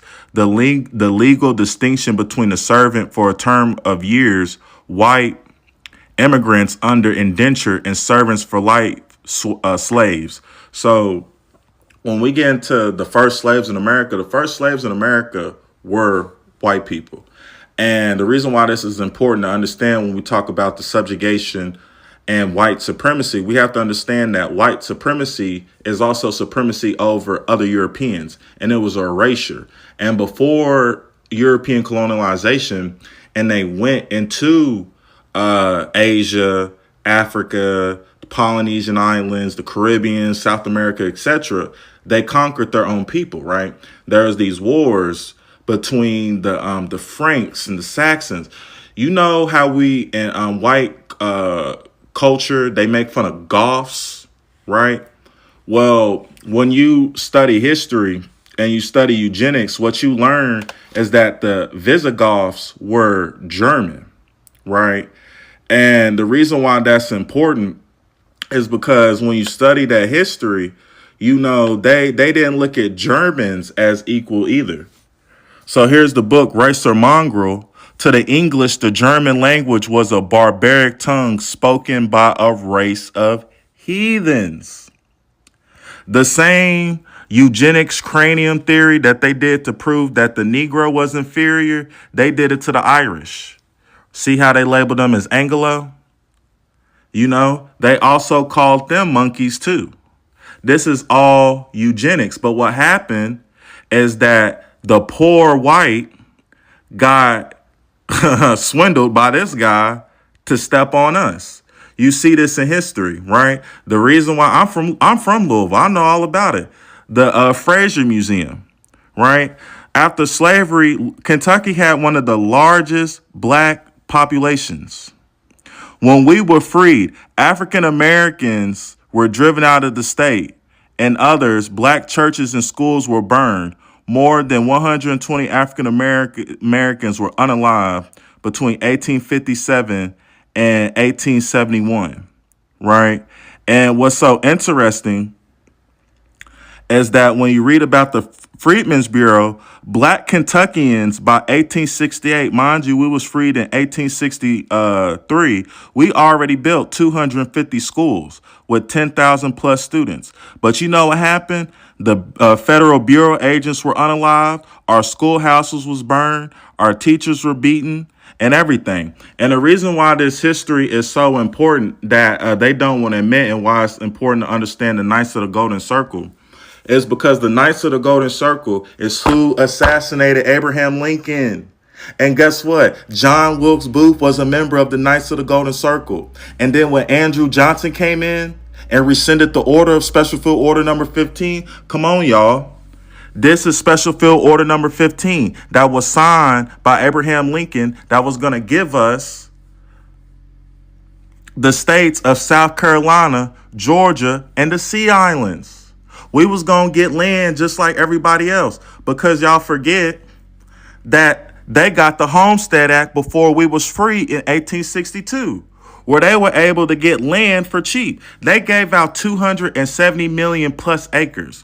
While they was getting 160 acres, all we asked was for 40, and we didn't get our 40 acres, which was really going to be the two states of South Carolina, Georgia, and the Sea Islands, because of the assassination of Abraham Lincoln by this secret society. And they have been the ones orchestrating everything from behind the scenes. This is very serious. And they're everything you're seeing going on with Project 2025 is them. I tracked it. It's all them. They still got us thinking we came over here from a boat. Listen, you can't bring these mean over here. It's more us over here than them right now. But they got us all segregated into one place. And it looked like that because we all sleeping on top of each other over here like Mexicans. They got the black people like Mexicans, gang. But that's why they wanted to kick the Mexicans out, because the Mexicans come over and learn too much. They come over and they earn all the property. Listen, if you go look in this neighborhood that I live at, I live in a multi-million-dollar neighborhood. If you go look at the list and see who own all these properties, you're going to get a Mexican name. That's why I'm Mexican. Because Mexicans, they understand. But then black and brown get the beefing. But they the same. They all came from Morocco. Right? And all this is in America. You say the Mexicans came from Morocco? Yeah, everybody know that. They know, listen, the Moroccos, they conquered Spain. And they ran over the people in Spain. And when they ran them over, they had little babies, little black mixed babies, and they were speaking Spanish. A lot of people don't know. So who Mexican? Your mama or your daddy? No, nobody Mexican, they black. How you Mexican then? How Mexican? I'm from Morocco. Morocco, they conquered Spain. And they were Spaniards. And they speak Spanish. So people call them Mexican. But they were black. And they were from Morocco. In Morocco? Morocco was Africa. Right? Yeah. So it's Mexicans in Africa? No, they were black. They took over Spain. Right. They had sex with women. And them kids came out speaking Spanish. Yeah, I understand. I just want to know how you Mexican if your mama I'm did. black, I'm from Morocco. If I'm from Morocco and I had sex with a fucking Mexican bitch, what the fuck is a Mexican? Well, a Spaniard bitch. And I make Mexican. You making me mess this shit up, gang. Yeah, I don't understand it. Yeah, like a hybrid. Oh, that's what you is? No, the Mexicans is. The Mexicans is part of me. I'm the original. So you saying even all black people got Mexican? You smoking dope and dog food if you saying white folks free black people. In this country, y'all love to romanticize Thomas Jefferson, the deadbeat dad. Yeah, that Thomas Jefferson, man, how he doubled the size of America and he bought the Louisiana Purchase. Y'all never tell us how and why. See, you love to create this narrative that the only way black folks can be free is unless white folks freed them, and how the down in Haiti was beating on Napoleon Bonaparte ass so bad. And I want to be clear too, Napoleon Bonaparte already ran through here, already dominated all the white folks, but he couldn't do nothing with the in Haiti. So much, he gave up the land. He sold that land underpriced to America because guess what? I bet you didn't realize that black people being able to free off the plantation allowed for the American empire to double itself. They killed Haiti for us in school. Mm-hmm. They didn't teach the whole revolution. That's what the whole movie Medusa is about. Right. And you have to understand why they killed the that spirit, listen, that spirit cannot transfer. Right. Listen, why you think Trump said 400,000 Haitians, get y'all ass out this country? Mm-hmm. That's our strongest soldiers when we need to fight. Yes. When we gotta retreat, nigga, they go block Haiti out. The most successful slave revolutions in brutal was the Haitians in them over. That's how that came about. Mm-hmm.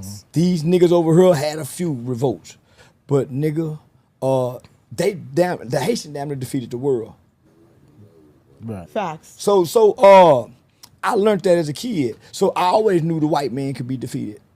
Pure chase. Okay, the pure chase. Okay, this is what they did. This will helping you out. See this? Read it. Dismantling Haiti. So while they were dismantling Haiti here in the mainland, what they call Haiti of today, they call the Caribbean, which is not a Caribbean, is the only place that's left.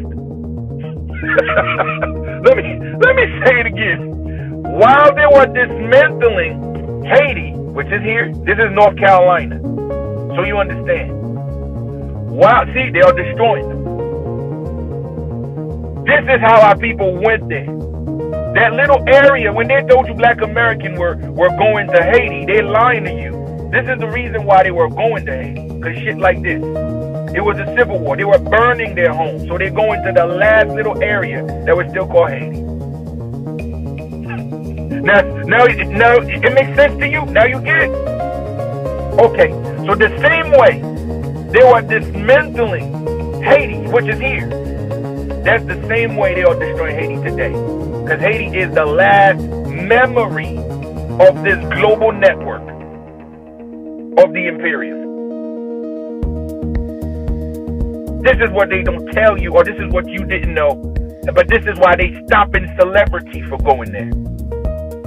Because they were supposed to do what you see here, that's what they were supposed to do over there. Dismantle it. Yes, they ran from the mainland. See, now you see how that works. Yes, they go to the bunkers. That's why Haiti is surrounded with military forces. That's where the elite family run to go hide because of this.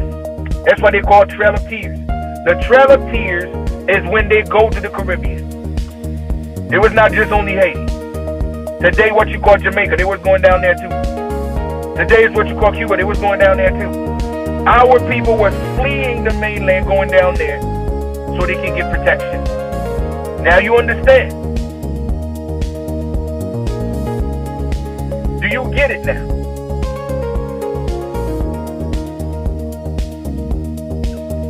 We say even Chinese. Listen, we were an empire. Cap Haitian. A town where passengers stepped from their ship into the 19th century. A town where the Haitian experience becomes an adventure. Je vois tout, et tout voit par moi dans l'univers. I see all, and all see through me into the universe. The words of an egocentric? Perhaps. For they are the words of a man who built an opulent palace and declared himself king of Haiti's northern provinces in the early 19th century. His name, Henri Christophe. You cannot imagine how beautiful the Census Palace was. It was built. If the Spanish was the enemy, why we still have their weapon still shown, but we cannot find the weapon that we will protect ourselves from them? Let me say it again. How come the Spanish have weapon preserved and royalty weapon? Look at the architectures on the cannon. We talking about bronze, a bronze cannon. How come the enemy have such prestigious weapons, but we supposed to be the one fighting the Spanish? We don't even have anything looking like this. Better yet, we don't even have fortress to show the resistance against those invaded Spanish. Huh? Let me let that sink. Think about what I just said right now. I just want you to think about what I just said right now. Do you get it? Do you get it? So basically, are the Spanish really the one really protect his land? Or they're reverse it telling you the Spanish was the enemy? Let me say it again. Are the Spanish really protecting their land? Or they are telling you the otherwise? Because all I've seen is stuff building, so-called, all these places were supposed to be built by the Spanish, right? But God damn it, if this was your land, why is not you having these weapons? Why is not you having these castles? But why the so-called Spanish is the so-called outsiders with all of this shit? It's impossible. And you're supposed to be the one fighting them. If you were fighting them, that means these cannon were supposed to be your cannon then. Because you're fighting the enemy before it got here. So all of these weapons should be your weapon. All these castles should be your castle, protecting yourself from those enemies coming to take it over. But it's the complete opposite. What the hell is going on here? Oh, I know what's going on. Is that supposed to be the Haitian leader? The name is Toussaint Louverture. Oh shit, I forgot. He was the Spanish general. So it makes sense. That means the Spanish was not Spanish. It was fucking Haiti. Let me say it again. It was never Spanish. It was the Haitians all alone. Oh, I get it. Let's call them Spanish then. So they would never be able to know it was them. Now you get it? Now, you might not agree, but these cannon right there, we know exactly what coat of arms in this cannon. That coat of arms is Haitian coat of arms. That fleur de lis, this is the fleur de lis. Oh, I forgot. Oh, New Orleans. Oh, same shit. Oh, the Spanish was in New Orleans. Ain't that a bitch? So basically, everywhere there's Haitian, somehow Spanish was there. And those coat of arms, I don't see it in so-called Spanish. It's still the same Haitian coat of arms and the same money. Oh, shit. Now we catch them. You see how that works? Do you see how that works? Now, when they said Hispan, remember, Hispaniola, it's how they are defining it. It's a Creole word. Hispaniola. That means our people is here. Hispaniola. Hispaniola. That means our people is here. I mean, it's amazing how they manipulate the truth, don't it? Now look at this weapon, folks. Let me show you what is the Spanish, okay? Because these people, this is the weapon you were looking at. Now, folks, look at the technology they have. Look at the intricate technology. This is not a regular weird cannon. This is an insane high-level technology cannon. This shit got machinery that moves the cannon. Like, this shit can maneuver up and down. And look at the date they create this cannon, folks. So once again, I'm not going to argue with nobody. I want people to explain to me, how come we have this level of technology? How come we have that date, but somehow we were bought here by slaves? Now, for some people here that don't understand, and look at it's I, okay? So the year, this is year 2000, this is year 275. Once again, this is year 275. So I want history. I want those that make history, because you know history is someone's agreement. That means they agree upon bullshit. So now I want people to tell me, explain to me, this right there, this is the date this cannon was in operation, right? Now, I want people to know this. For a lot of people that, oh, you know, these cannons, you know, it was the Spanish, because you know they got a lot of excuses. Oh, it was the Spanish. Oh, it was the French. Now, what year the Spanish got here? The Spanish got here in their history book, right? 1492. Look at that date. That date predates the Spanish. It predates the French. I'm just using what they said. I only want to use their narrative. Their narrative said the Spanish brought the slaves there first and the French followed, right? Okay. Now, what was the year the Spanish got here? 1400. What was the year the French got here? The late 1500 to 1600, right? Okay, now let's analyze whatever was there. What we got there predates the Spanish. It predates the so-called French. So what are we doing here, folks? See, this is what we need to ask ourselves. What are we doing? Because these numbers, they predate the Spanish. But once again, y'all can run, but y'all not going to hide from this truth right here. Like I stated, everywhere you go, Haitian history right there staring at your ass. Because that is an American history. That's the continent history. Before your master decides to dilute the story, remove 1,000 years of the empire, and also reduce the story to a goddamn slave revolt. Okay, I was a bunch of slaves fought trying to reduce the imperium to savagery, telling people the slogan was cutting their head and burn their body. Really? Yeah, that's what your masters tell the world, that we were participating in savagery. We talking about an empire. We talk about royals. They reduced us to slave and savagery. And you out here wilding, and you never question it because you don't have the guts. You don't have the genetic guts. A lot of y'all are cowards by genetics. It's not so much by will. Your genetics is weak. You don't question what your master said, and you don't have the decency to allow your ancestors to guide you, though. That's why all of y'all will never be able to find what I'm doing. What I'm doing is divine because I have the genetics for that. Okay? Of course Marcus Garvey wear one like that. He was a coward too. Who was behind Marcus Garvey? You know who was behind Marcus Garvey? It's Rockefeller. Shit. So you don't think these people know? This is how they manipulate. They will take something that they themselves know the knowledge about and they perverted it. Of course they take a sellout and they make sure the sellout wear the hat like that. Of course, because they know when she put that hat on, it have weight behind it. It's symbology, okay? It's severely major symbology. But he was all sponsored. Rockefeller was the one sponsored his ass. Because it was always a war of identity. Because your identity is what? Your past.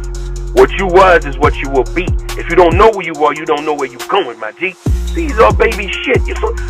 So you really think being a slave is a future? You think you have a future, bro? You don't understand, but just the fact that you agree that they brought you here on ships. You digest all the lies of these invaders. You comfortable with these invaders' lies. But what I do pisses you off? It's simple. Who the hell are you?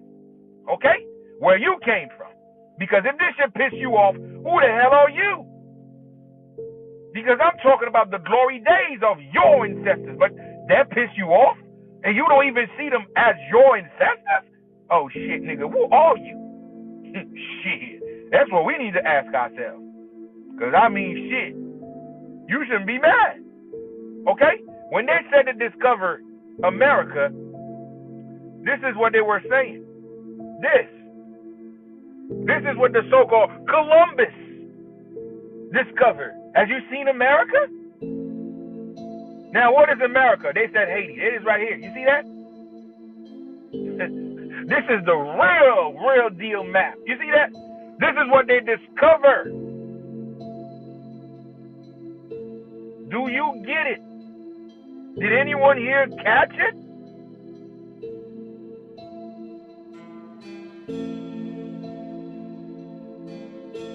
Did anyone catch it?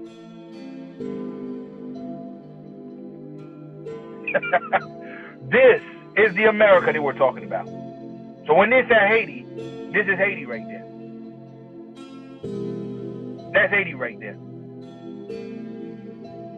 So do you see the size of so-called Haiti? Do you see the size? I'm pretty sure you understand that. So, this is America. You see you see America? You see the Deep South? You see your Florida, New Orleans, Texas, Georgia, all of these places is connected to Haiti. Now you understand? Include the Midwest. It's connected to Haiti. You see that? Mexico. The areas in Mexico they call what? The Yucatan. The areas in Mexico they call what? Guerrero. You see that? Connected. Look at Venezuela. Look at Peru. Connected. Now you get it? Look at Brazil. Connected. That's why people in Brazil speak in Creole. That's why people in Venezuela speak in Creole. That's why people in Peru speak in Creole. That's why people all over the South, all over from New Orleans, Georgia, all the Deep South, all of it speak in Creole. This is why you find what you call Belize next to Guerrero speaking Creole. That, the map prove it. Okay? The map prove it. This is why Martinique speaking Creole. Oh, this is why Guadeloupe speaking Creole. This is why before the institutions of so-called English, Jamaican were speaking Creole. Port Royal, all over Trinidad speaking Creole. All over, because they all in it.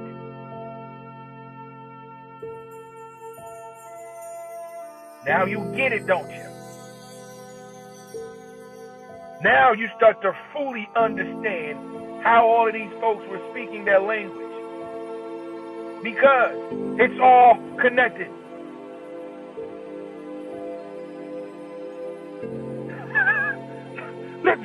Let's get to the knowledge. Let's stick to American so-called their history. Okay? Let's stick to it. Do they want to ignore that fact? No, we ain't gonna run away from it. We're gonna stick to it. So, within that oxymoronic way, okay, they told you as a small historic African American, which is, you know, we get the term African American. We know who created that term. That bastard just gone, you know. And it's funny that right after he gone, and guess what? A war breaks out against Haitian people. Everything is coexisting at the same time. I'm telling you. The person that created African American, and now you got another person carry the torch, is what? Tariq Nasheed. Now they gave you another name. Another reclassification. They reclassify you again. So what you call the African American just gone. Now the FBA become a new thing now. You see that? It's always an agenda. This is the Tartarian lady right there. I mean, this is the Tartarian lady right there holding, listen. That is right there with the Haitian sigil, with the lions and everything, with the sword. That is right. So once again, that's why everywhere you go in these so-called World's Fair, you find the lion and that lady. They belong to the Empire of Haiti. This is what they call as a Louisiana purchase. Did you hear that word? Now my question is this. How come the so-called Haitians are the one with the real Tartarian sigils everywhere? Explain this to me. How? Oh. Okay. So, I want one because they love claiming everything, but they cannot back it up with nothing. Prove it. That's the Tartarian lady face with the sun. That is right there again. Prove it. Oh, they can't prove in shit.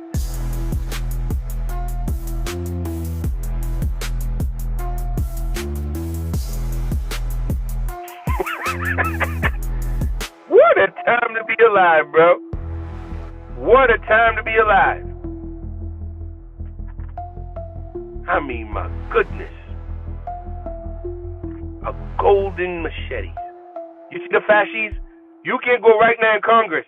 You'll see Trump right there in the capital city. Look at the handle part. This is what they call the fascists. That is right there. It's considered as Tartarian. This is Tartarian artifact.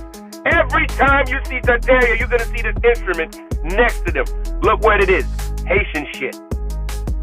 God damn it, bro. Y'all not ready for me. How is possible? Oh, yeah? I told y'all. Bring me to y'all leaders. Y'all not ready for this. None of y'all. None of y'all. So this is what they've been trying to bury. This is what they've been trying. They keep that African labels to you is because of one reason. Resistance. Understand? Resistance. The only place these folks ever faced resistance was here, America, Amarukan. We were the only continent or the only group of people that actually defeated their asses. Let me say it again, because there's a lot of so-called native tribes, right, telling you, oh, you know, we was fighting in it. Listen, you're fighting nothing compared to our ancestors' fight. We were the fight. We were the ultimate fight that changed the world, that changed the reality that they buried. Okay? So now understand. They understand that if they attach you with a name like African, they are safe. They are safe spiritually. Because that term Africa means that you are not only named after a woman soldier, general named Sopio Africanus. Not only that, that means the vibration that comes to you, that means you conquered. Okay, so you're a conquered people. Number two, Africa never have an uprising that's successful to the point they kick the invaders out. Matter of fact, you can't even call invaders because they come from there. Europe is not a continent. Europe is another extension of Africa. The Middle East is not another continent. The Middle East is still an extension of Africa. So make no mistake, this is one place, and everybody's operated on. Before the Great Reset, they start to change things and flip the map and telling you that we are West and they are East. No, it's all a propaganda. I'm going to get to it so you know what the game being played. Now, here in the Old East, we are in the Old East. We the oldest continent. Make no mistakes. People out there want to debate. I'll send you the facts and we can go to it as far as of common sense and logic. Logic can bring all the truth to the table. We don't have to get the book of these folks that have been brainwashed us, and they have an agenda behind their educational system. It's to keep you in certain position, or it's to keep the narrative going, and if that narrative going, then they're going to have their foot on your neck. So you know that truth. Now think about it. How? Here in America, we have the biggest indigenous uprising where we kicked their asses out. We defeated all of the world superpowers. What are they? We defeated the British, we defeated the French, and we defeated the Spaniards. So, when you're talking about the biggest indigenous war, it happens right there where they came from for the first time. Let me say it again. The place that they all set foot for the first time. Faintest sound. Man, listen. That was the faintest sound. They've been telling us. It's been y'all got the like whoever is still believing this slavery.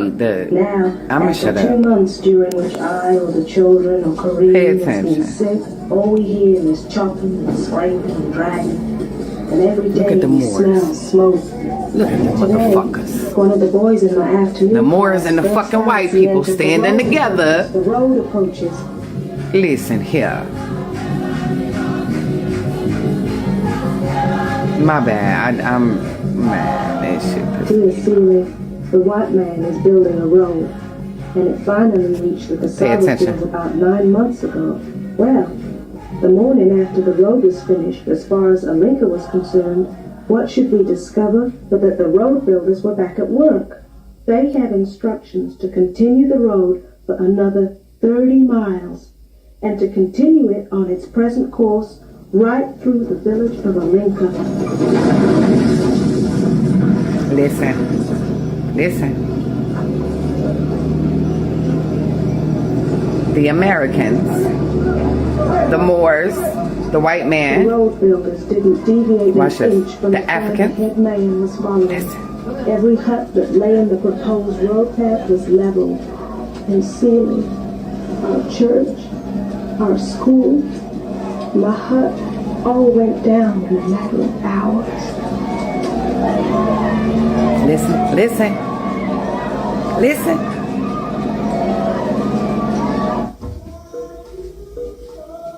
But the worst is yet to be told. Sweet Corinne died from fever and grief, and we buried her in the Alinka way. The Alinka way, the African way, right?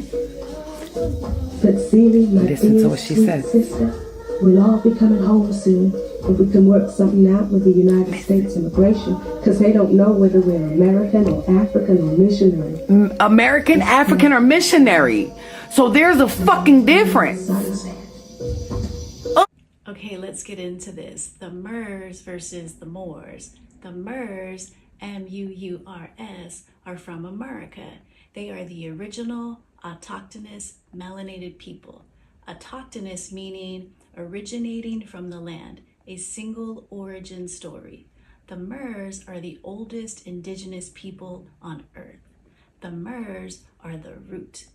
The Murrs are the earth. They are not from Africa. They are builders and master architects. The Moors, M-O-O-R-S, are those who left the root. They went to North Africa, the Iberian Peninsula. They mixed there. They learned foreign law and religion. And some, not all, but some of those Moors came back to America, but not as sovereign beings. They cut deals, they wore other names, and they became the go-between for the colonizer. Those Moors, M-O-O-R-S, stand on blood, stand on systems, stand on treaties. Those Moors are the Freemasons, and them, along with the so-called 5 civilized tribes, are the ones who signed backdoor treaties in America. All right, peace. So I'm about to clear up this whole transatlantic slave trade thing. There was no transatlantic slave trade. Complete lie. They're very good at what they teach you in school, aren't they? So follow me. The African and the African American are two different people. How did they blend and become one person? Okay. So the British had a company called the British Royal African Company. They try to make it seem like the Europeans came to Africa and they just threw nets over African and grabbed them up and threw them on ships. That's a complete lie. When the Europeans got to Africa, when the British got to Africa, they met the Oyo Empire, the Benin Empire, okay? They met the Congo Empire. They knew if they went in there and they took people, that will be a declaration of war, and they knew and even said that these empires will wipe them out in a matter of seconds. Full military, sophisticated empires they met there. So what happened? These empires were fighting against each other. So to take an economic advantage over this, they sold weapons to one part of the empire and sold weapons to the other part, right? Same thing they do today, fund both sides of a war. But you know what they told the Benin and the Oyo Empire? They said, the only payment we are going to take is human bodies. It's very important you understand that. They told these empires, the only payment we are going to take is human bodies. They created the British Royal African Company, made for chattel slavery. Also, these empires had strict laws and they had criminals, petty thieves and stuff like that. So they also told them, sell us your criminals. That's how they got Africans on their ships. But here's the second part. The British knew if these people held on to their names, these Fulanis, these Oyos, right? These Benin people, if they held on to their names, right, they will be creating war crimes. So on the British ledger, they wrote all of them down as Negroes. Are you following me? This is when Africans start getting the Negro name. But it's very important you understand this part. The reason why I use the word African is because when the British got there, African did not exist. The people in Africa did not call themselves Africans. That was created later by the British as well. These people called themselves, particularly their tribal names. These people, if you went over there, there wasn't no place called Africa. They referred to themselves as this empire, that empire, and this family name. That whole Africa and Negro, that came from them. They did that to make sure that these empires do not find them later and wipe them the fuck out. So when they took their criminals and they took their brothers and sisters, they had to erase them in British ledgers. That's how they got to America. All right. So now, remember, the British was the biggest for slave trade. And they had colonies in the Americas. So when they brought them into these colonies, they got mixed in, okay, with other Native Americans that were from America, okay? Other Native Americans that are from this country. So here's the thing you have to understand, right? These Africans were on southern plantations. The same time that the Gullah Geechee War was going on, the Black Seminole War that was going on in Florida, the same time the American Revolution was going on in upstate New York. So the Native Americans in upstate New York were not in contact with the Africans and the Native Americans down there in Florida. Plus, Florida did not belong to the Americas yet. It belonged to Spain. So what happened? These Africans that the British caught escaped and ran to Florida and met Black Native Americans, aka African Americans. Okay? Some of the natives, some of them were native in South Carolina. So we had Black natives in South Carolina, Black natives in the Georgia region called the Gullah Geechee. But mixed in with them were Africans. So when they escaped with Africans into Florida. And at that time, because Florida belonged to the Spanish armed them. The Spanish gave them weapons in order to fight their slave masters. You understand? And they had children with these Black Native Americans, and they became Black Seminoles. It was just the first couple generations were a mix of the British, of the Africans that the British took from these empires, and a mix of these Native Americans, aka African Americans, right here in South Carolina, Georgia, and the Florida region. That's where the confusion is coming in at. But in the history books, they tell you that they went and got all of these people from Africa, and they all came to America via the transatlantic slave trade. Now, this video is going to get very long, so I got to break this up in 2 parts. So that's what happened. Then you have another group of Native Americans way up in upstate New York. They got a whole empire up there called the Haudenosaunee Iroquois Confederation. 5 nations, which later became 6 nation Iroquois. That empire up there did not experience chattel slavery because they had a military and they had an alliance with the British Empire. You understand? So when the British slaves, when black people was doing chattel slavery in the South, there were black people up north, upstate New York, part of the Iroquois nation, who did not experience slavery at all. Do you understand? This is how your Africans got mixed in with your African Americans, and on British ledgers, they made all of those people Negro, so that the Oyo, the Benin, and the Congo empires would not come after their ass and erase them. They had to hide these people. And I'll do a part 2. Peace. A lot of people are not recognizing that there is a difference between the Moroccan Empire and what you know of as Morocco today. The Morocco today is the state of Morocco. There's a Moroccan Empire, and then there's a state of Morocco. Now, let's be clear that that state of Morocco didn't come into effect until 1952. This is what you know of as Morocco today. They call it officially the Kingdom of Morocco. And I need you guys to understand, especially you melanated people. Martin Luther King tried to tell you, Malcolm X tried to tell you, a whole bunch of other people tried to tell you that this is your land. Really, if you want to know the truth, Trump has tried to tell you. He can't come out of his mouth and say it.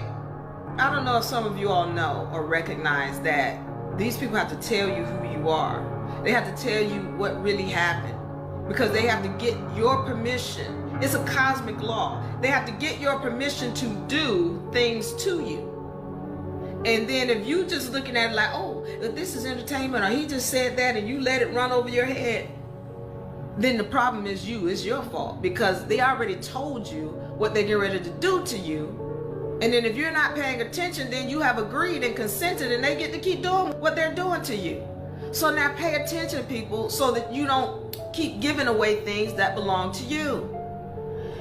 When the British came in to the land of the Americas, they were kind enough, and I say kind, to put things in writing. They were doing business. They went to the original people and they made treaties with the original people where they said, hey, we want to be on this land. Well, in those contracts, the original people made it clear, we will pay you treaty for protection or whatever you're going to give, but the land stays in the name of our descendants to the end of time.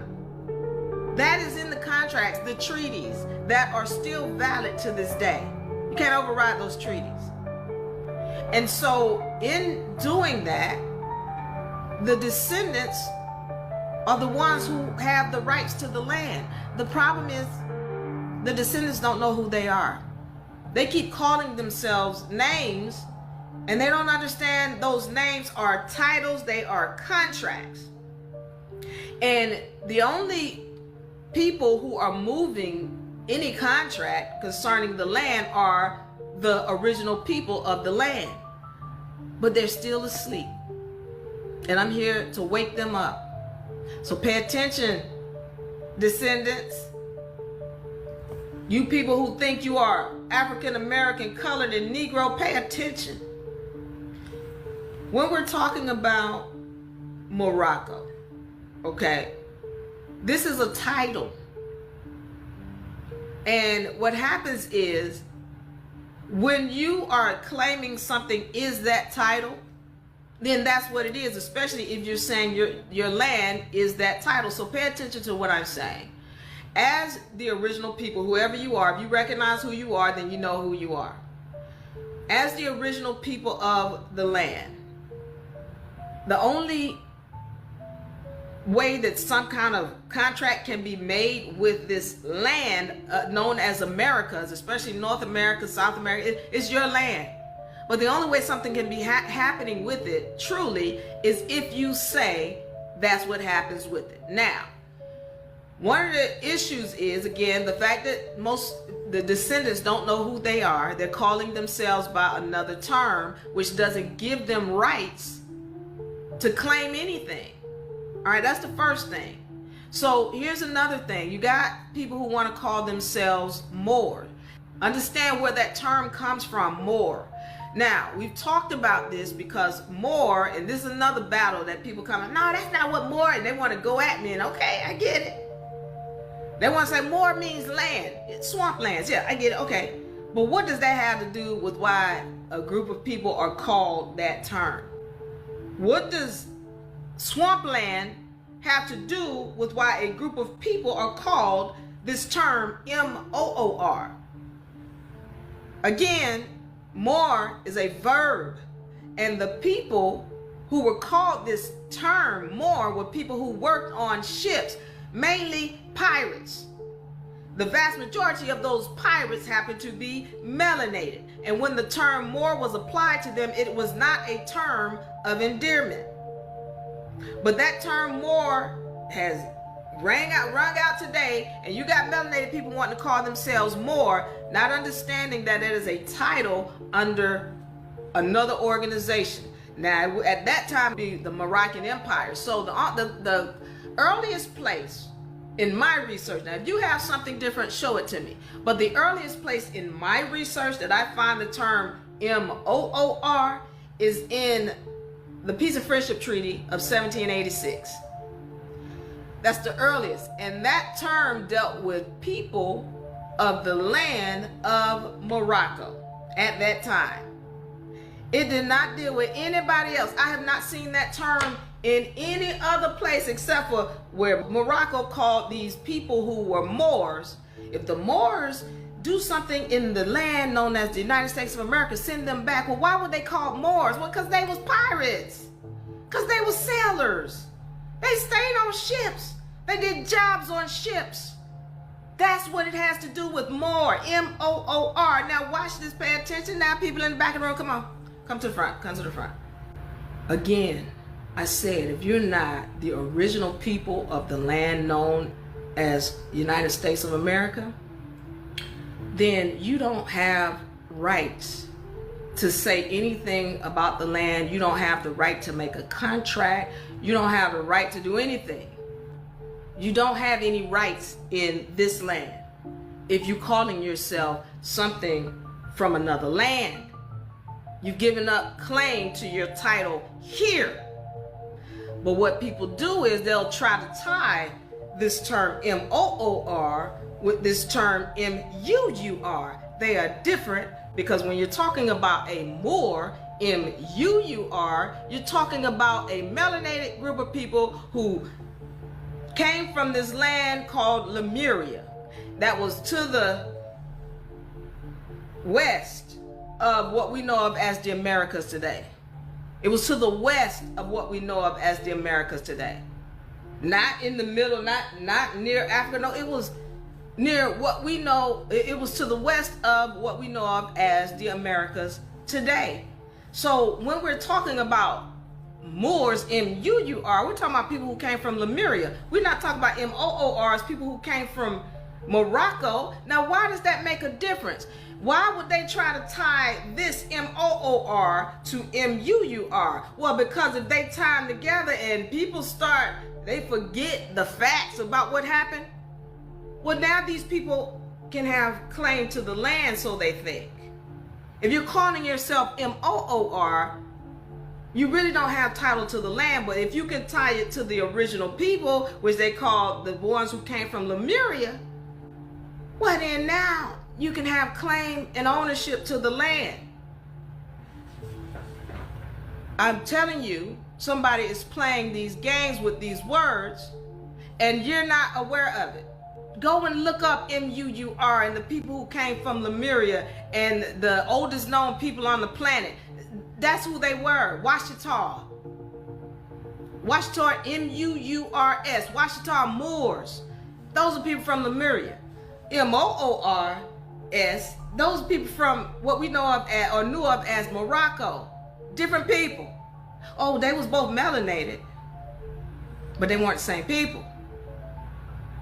I'm not going into it because I know that, well, if they was both melanated, we all came from, okay, I'm going into it. That's it. I'm going into it. Your mother and her sister. And grandmama had a house. All right? Grandmama had a house. And your mother and you and the family stayed with grandmama. And then your mother's sister went off to another country. Or wherever they went, some other place. And you and your family, your mama, your children, and your great-grandchildren and all that, y'all over here in mama's house. To the point where y'all even forgot about Auntie and them who was over there in the other country. But Auntie and them, they some kind of way found out they had cousins back over here in the United States.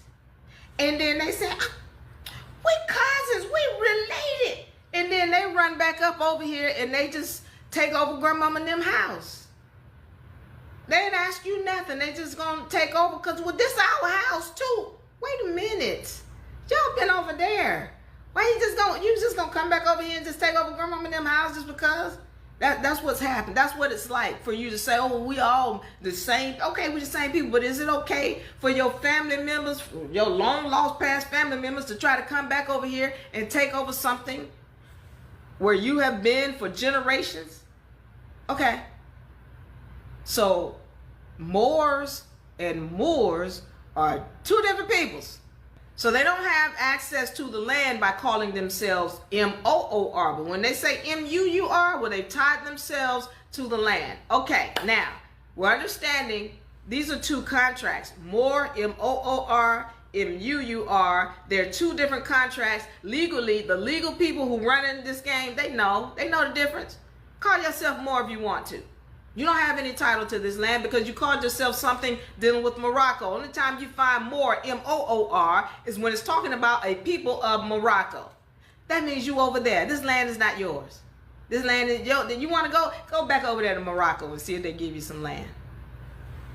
But if you want to have a title that gives you title to this land, you might want to look at M-U-U-R. Okay. Did you know throughout most of history, Indians have been regarded as black, and that the concept of brownness is fairly new and created out of anti-black sentiments? The Indians were considered black in 956 when the Arabs arrived. They were considered black again in 1292 when Marco Polo, one of the most famous explorers of all time, arrived in India. Not only were you considered black by them, but you considered yourself black and considered black to be the beauty standard. You were black again in 1543.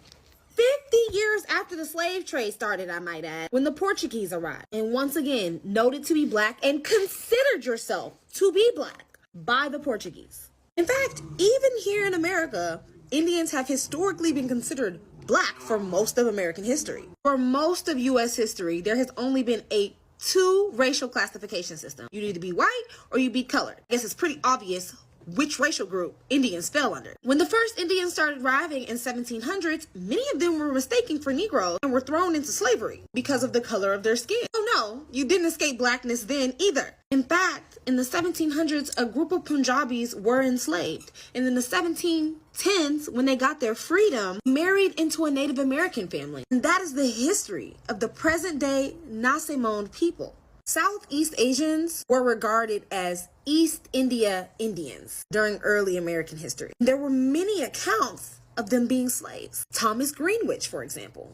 Mary Doe, the story of a young woman who escaped slavery by claiming her mother was a free East India Indian. Another account of a East India Indian who was classified as Negro, marrying an Irish American woman, having a daughter who was classified as mulatto, who was thrown into slavery because of mulatto status.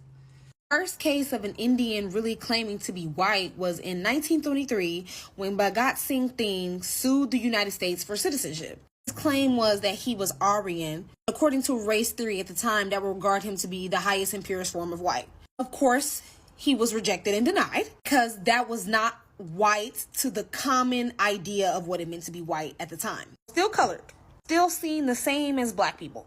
By the 1950s, most Indians lived among black people. Neighborhoods like Tremor in New Orleans, Black Bottom in Detroit, areas like Baltimore and Harlem. Indians all lived amongst black people. It really wasn't until the 1970s that people started seeing Indians as non-black. That's mainly because the idea of the model minority. Indians had reached a degree of economic success to the degree where they didn't have minority status anymore. In fact, in 1976, Indians were classified as white. Yes, you heard that right. Indians were classified as white. Just like the Arabs in 1944. But then a group of Southeast Asians lobbied the government to be classified as Asian or Pacific Islander category. And that angered a lot of Southeast Asians. They were really mad about it. Really mad. But by then it was too late. So no more white status for you. Well, first you were black, then you were white. Real question is, when did you become brown? Concept of brownness was created by a white man named Thomas McCulloch. In short, his goal was to create an elite class of Indians who acted and regarded themselves as Englishmen, i.e. a model minority. Yeah, in large, the identity is created from racism. Not only racism from the Englishmen trying to create a model minority, but racism from the people who adopted it trying to escape anti-black persecution. Do I blame you for not wanting to be classified as black? No. I get it. We're just trying to live a peaceful life. Understandable. But that doesn't change the fact that it was created out of anti-black sentiment. Unfortunately, almost every group in America has gotten a leg up in society by aligning themselves with anti-blackness. The Italians did it. The Irish did it. The Germans did it. Now the Latinos do it. Everyone gains a leg up in society by aligning themselves with anti-blackness. Don't be mad at me for pointing it out. Ever heard of Walter Plecker? Yes. Walter Plecker was doing this in 1924, taking out people's land. In Virginia, he was in charge of the census. That's where the one-drop rule got codified.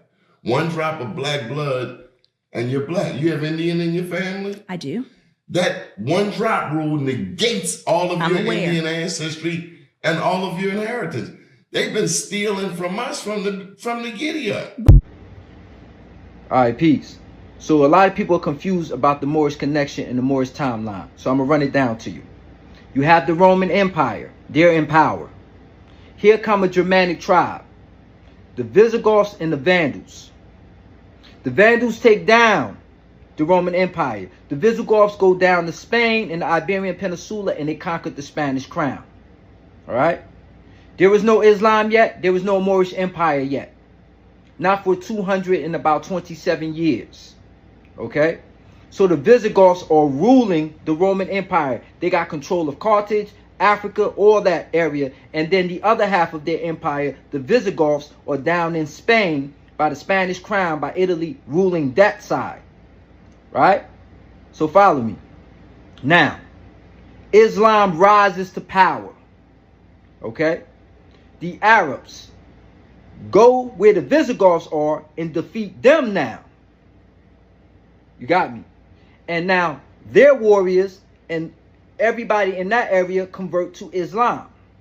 Now we have the Umayyad Caliph Moorish Empire. That Moorish Empire now goes down to Spain, the Iberian Peninsula, and takes down the other half, the Visigoths. When they get there, they defeat the last Visigoth king, Roderick.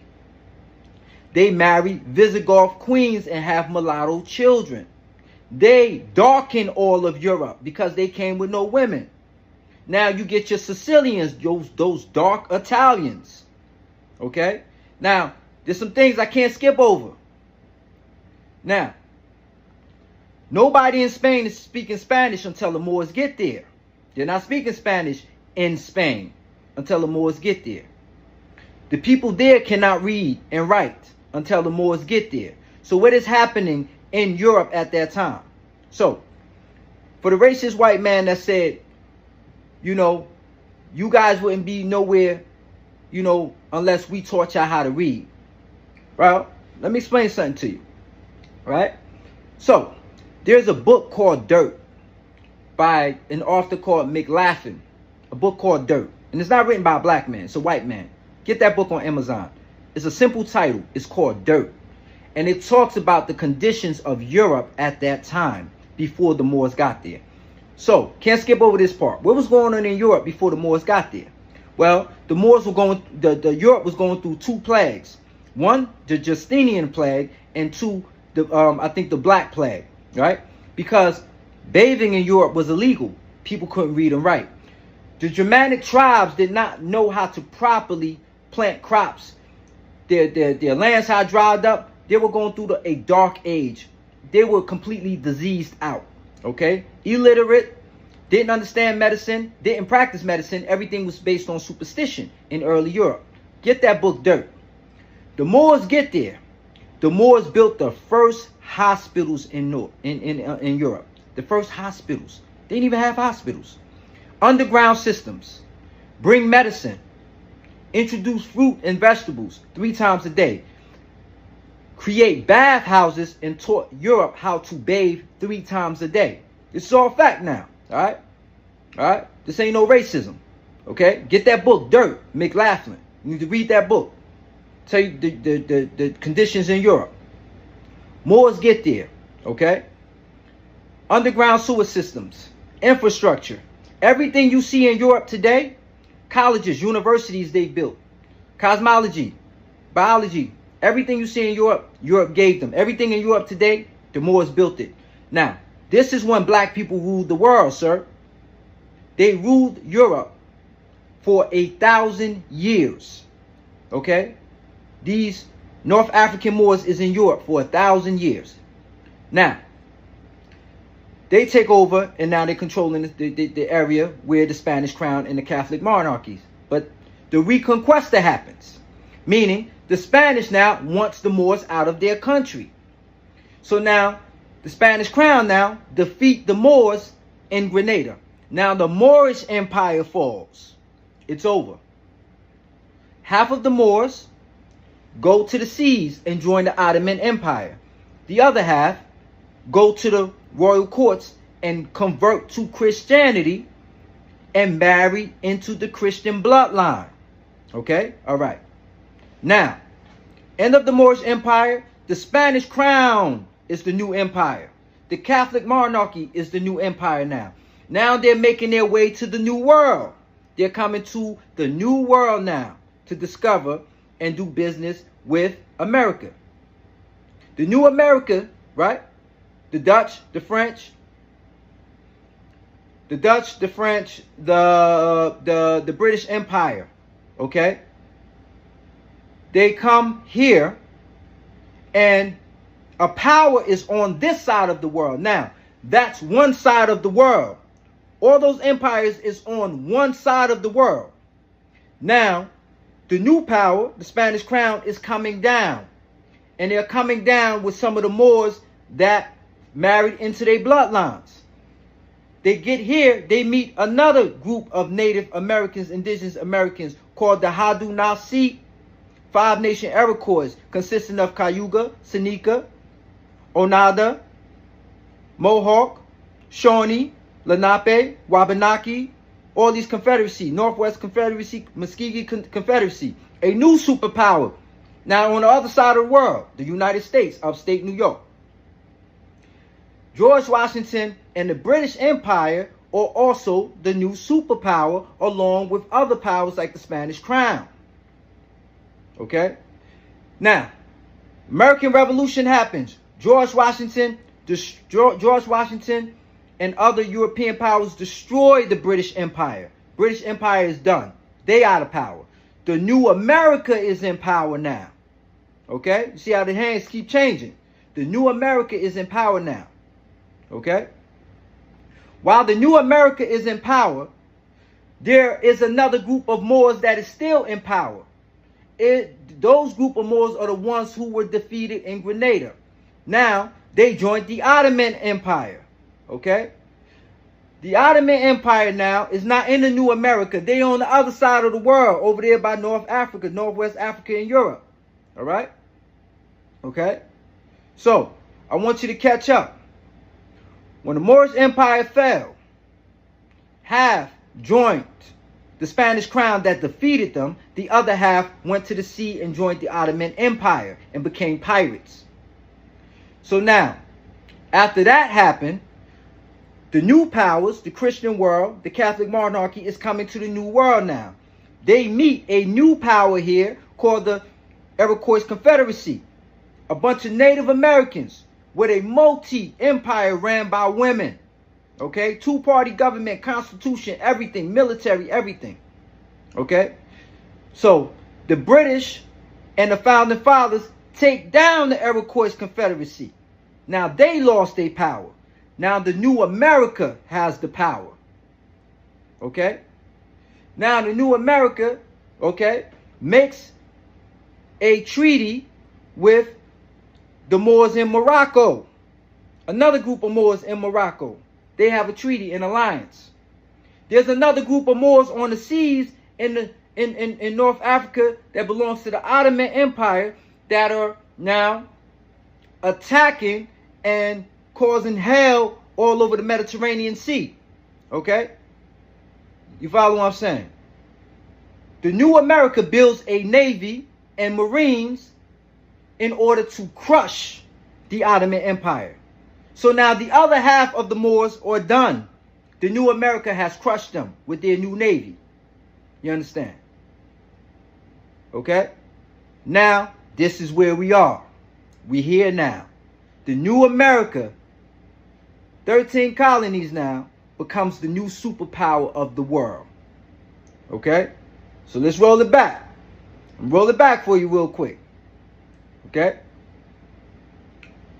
Visigoths conquer Romans. Moors conquer Visigoths. Spain get their revenge, conquer Moors. Spain is the new power, comes to the new world. British Empire is also a new power among the Spanish crown.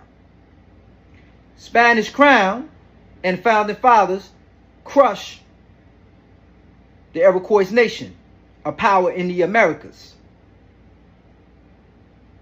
Founding Fathers crush the British Empire. Now, the Founding Fathers, the new America, now, today, is the new superpower. You got me. Peace. What you find happening, obviously, is a great deal of tension between the Catholic Church, which is still within the borders of Andalus. The Moors take control of the region in terms of politics and to a certain extent socially, militarily as well. But there's no cancellation of the Catholic presence. The Moors do not tell the Catholics you must convert to Islam. They do not tell the people that you must do it this way. This is very unique, particularly in this time period, because in those days the church was the state. You couldn't be a practicing Muslim in a Catholic kingdom. You had to be Catholic. If you were burned for heresy or burned for blasphemy against the faith. So the Moors recognize a religious tolerance which does not exist in the Catholic world and does not exist on the same level even in other parts of the Islamic world when you get into the 9th and 10th centuries. The Moors recognized then that one should study the natural sciences, one should study philosophy for the purpose of knowing God. Their idea was, if I study God, if I seek to know what a God force is, then I need to study the natural world, because everything around me is a manifestation of the Creator.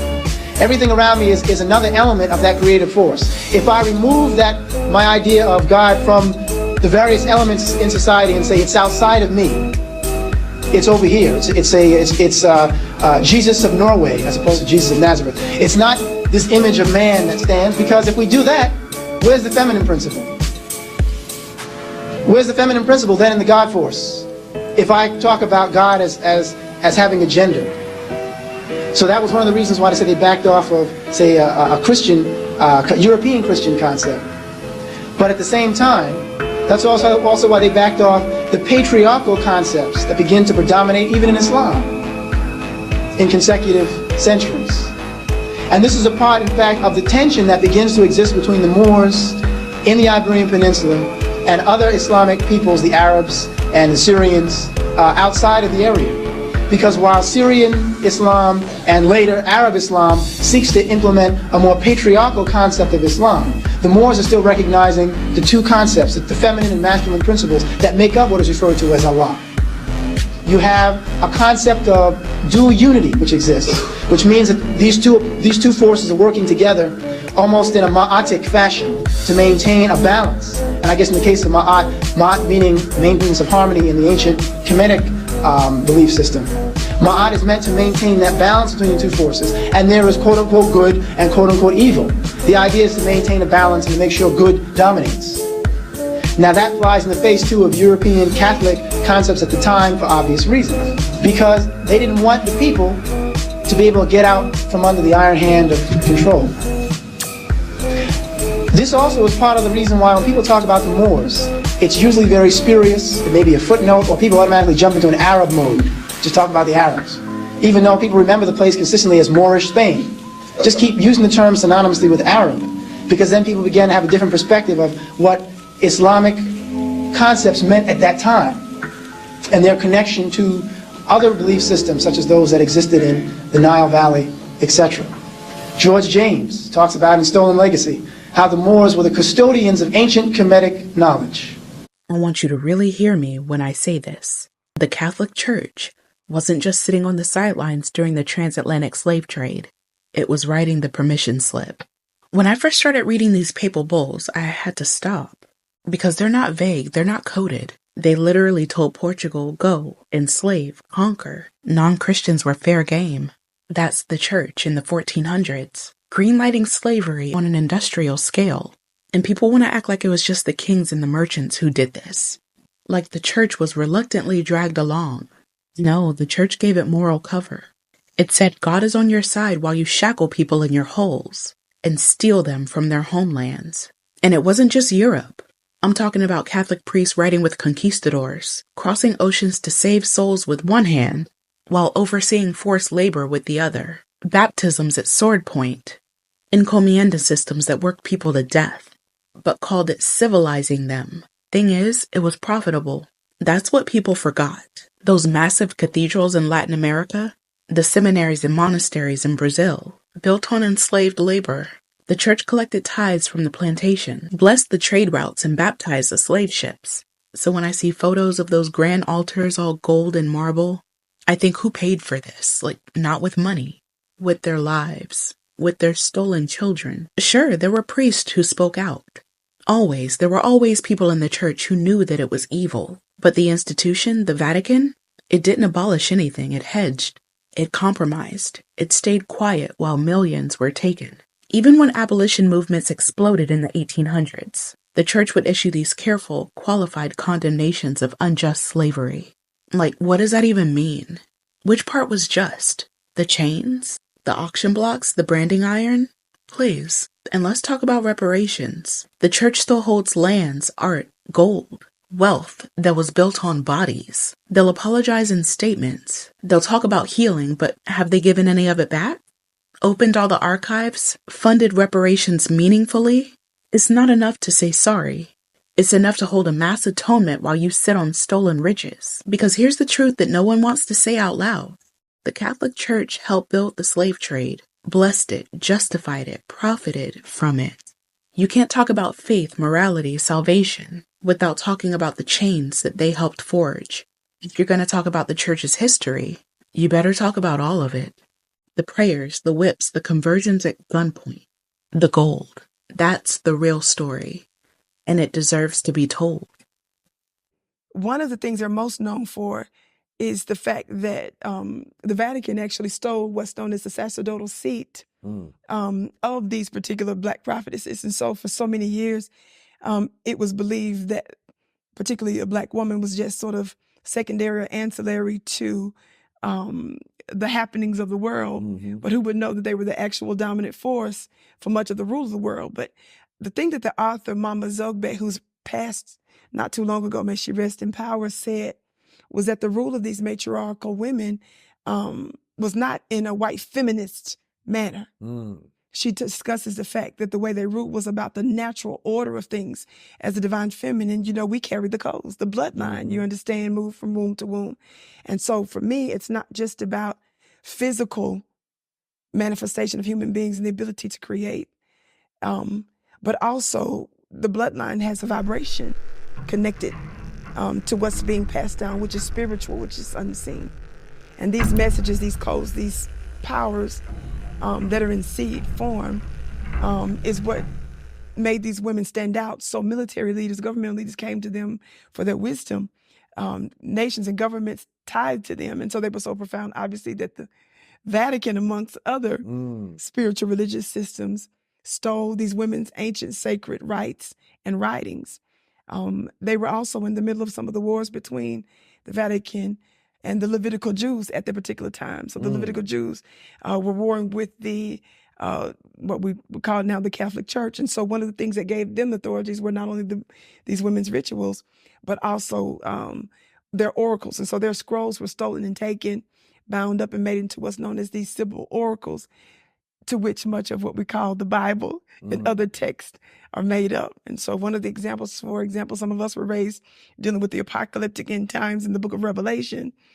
We talk about the 7 churches, which is very familiar to many folks in Christendom. But those 7 churches actually weren't 7 churches. They were temples that belonged to these prophetesses who were persecuted, and their identity and their prophecies were stolen, as is much of some of the sacred texts. There's no major religion, zero, not one, that doesn't have direct connection to the influence and the impact of these women. Here it goes. That's the original Virgin Mother and Child, which became in the Roman Catholic Church Mary and Jesus. But when did the Roman Catholic Church create this? In the year 431 AD at the Council of Ephesus. Okay? Yes, the 4 major councils of the Roman Catholic Church is what's got us all messed up. These Roman Catholic bishops wrote doctrines that they want the world to believe for the sake of control, starting with the Council of Nicaea, then the Council of Constantinople, then the Council of Ephesus, then the Council of Chalcedon in 451 AD, which put the nail in the coffin. Well, at the Council of Ephesus, Roman Catholic bishops decided that this child must have a mother. Okay, and of course, the child is Jesus, which in Christian theology is divine. Okay, so now they're saying that Mary is the mother of God. And that's what the word Theotokos means in the Greek. Theotokos, God's mother. Okay, and that was created, again, y'all, don't take my word for it. You can Google it. You have the devices in your hand. Go ahead and Google. When did the doctrine of the Theotokos come into existence? Go ahead and Google it. It'll come right in and tell you right there in 431 AD at the Council of Ephesus. Roman Catholic bishops created this doctrine from their own twisted minds, instead of just giving the credit to where the credit belongs, with the African. But you see, for the sake of cultural and racial superiority, because that's really what religion is really all about. Every culture has their belief system, and it's about cultural and racial superiority, right? So for the sake of cultural and racial superiority, these Europeans went into Africa, saw our story, stole it, copied it, and plagiarized it, and then represented it back to us as though it came from them. And we believed it. I am seeing is that there are more and more people who are either wanting to explore more of their divinity in a spiritual way versus a religious way. There are some people who have taken that step and they are still experiencing barriers.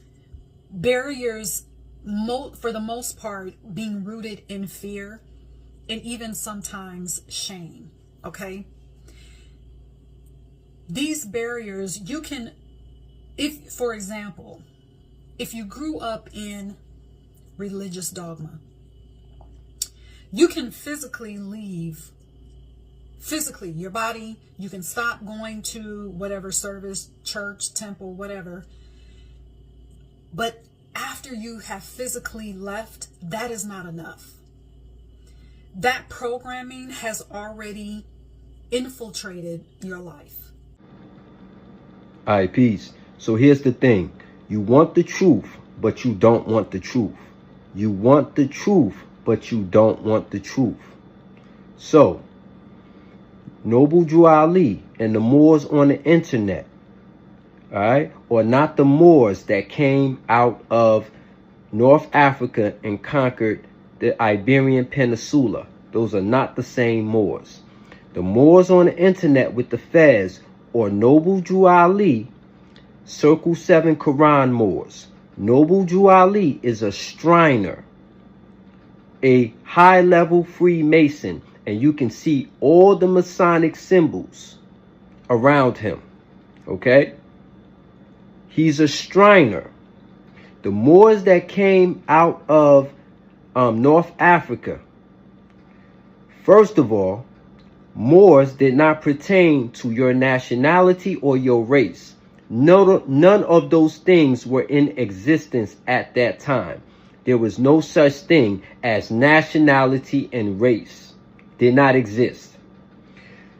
Moor was a term used by Europeans to describe the people who came out of North Africa and were of Islamic and Muslim faith. And it was used interchangeably with Saracen, depending on where you were. Okay? So now, if you were a Muslim out of Egypt, they referred to you as Saracen. If you were a Muslim in the Iberian Peninsula, you were a Moor. When you converted to Christianity after the Moors were conquered in Grenada, you became a Morisco.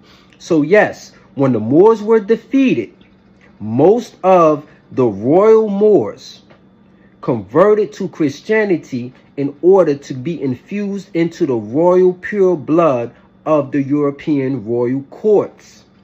The Moors on the internet are trying to make you believe that black people are Moors and that Moors is synonymous with a race or a nationality. It's not. Did you call yourself black, or did Europeans call you that? Did you call yourselves Afro-American, or did Europeans call you that? Did you call yourselves African American, or did Europeans call you that? Did you call yourself Negro, or did Europeans call you that? So, to be clear, the Moors with the Fez are not the Moors from the Iberian Peninsula. Moors is not something they called themselves. These Muslims out of North Africa did not call themselves Moors. The world referenced them that way. Do you understand? These are not the same people, and it did not have to do with nationality or race. Based on the region you came from, you either were called Saracen, Moors, and if you converted to Christianity after the Reconquista, you became known as a Morisco. And when you see the Moors' heads in Europe and you see them on coat of arms, they represent two things. It could be heraldry, as they call it, or it could be genealogy. So sometimes you'll see a Moor's head with the headband over the eyes. To a Reconquista soldier or a European knight, that symbolizes he captured a Moor. He has a captive for a Moor, and he will wear it on his coat of arms. Sometimes you'll see 4 Moor heads on a knight's coat of arms. and representing that he took down 4 noble Moors. So there's 2 different things going on here when you see Moor heads. Some of them have to do with genealogy, because some of the Moors married into the church. They married into the European families. They became one with the royal courts.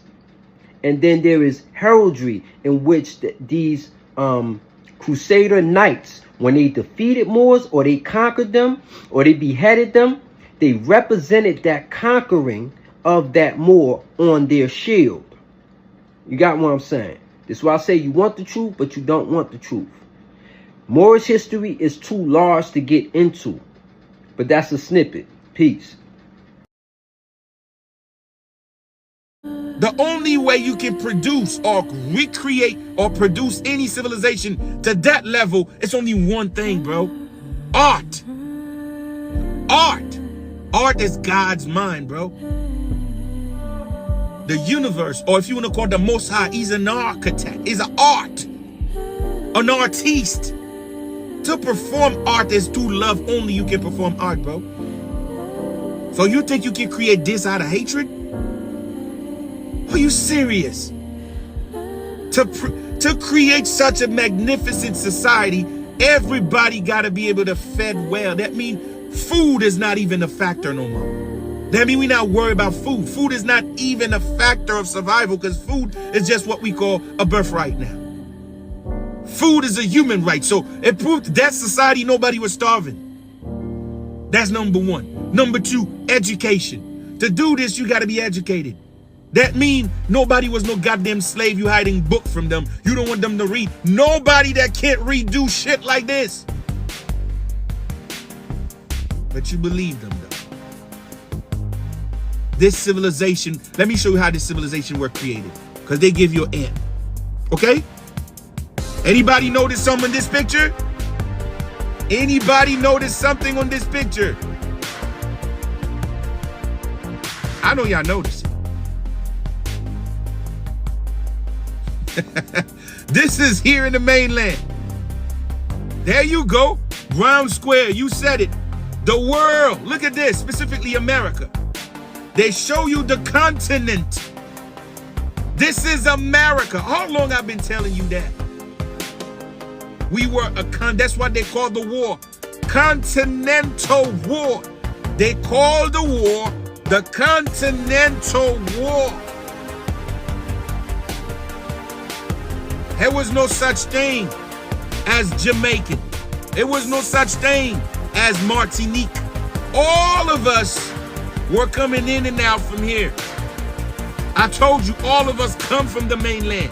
The empire covered the entire continent. Is that what they call it? Isn't that what they call it? World's Fair?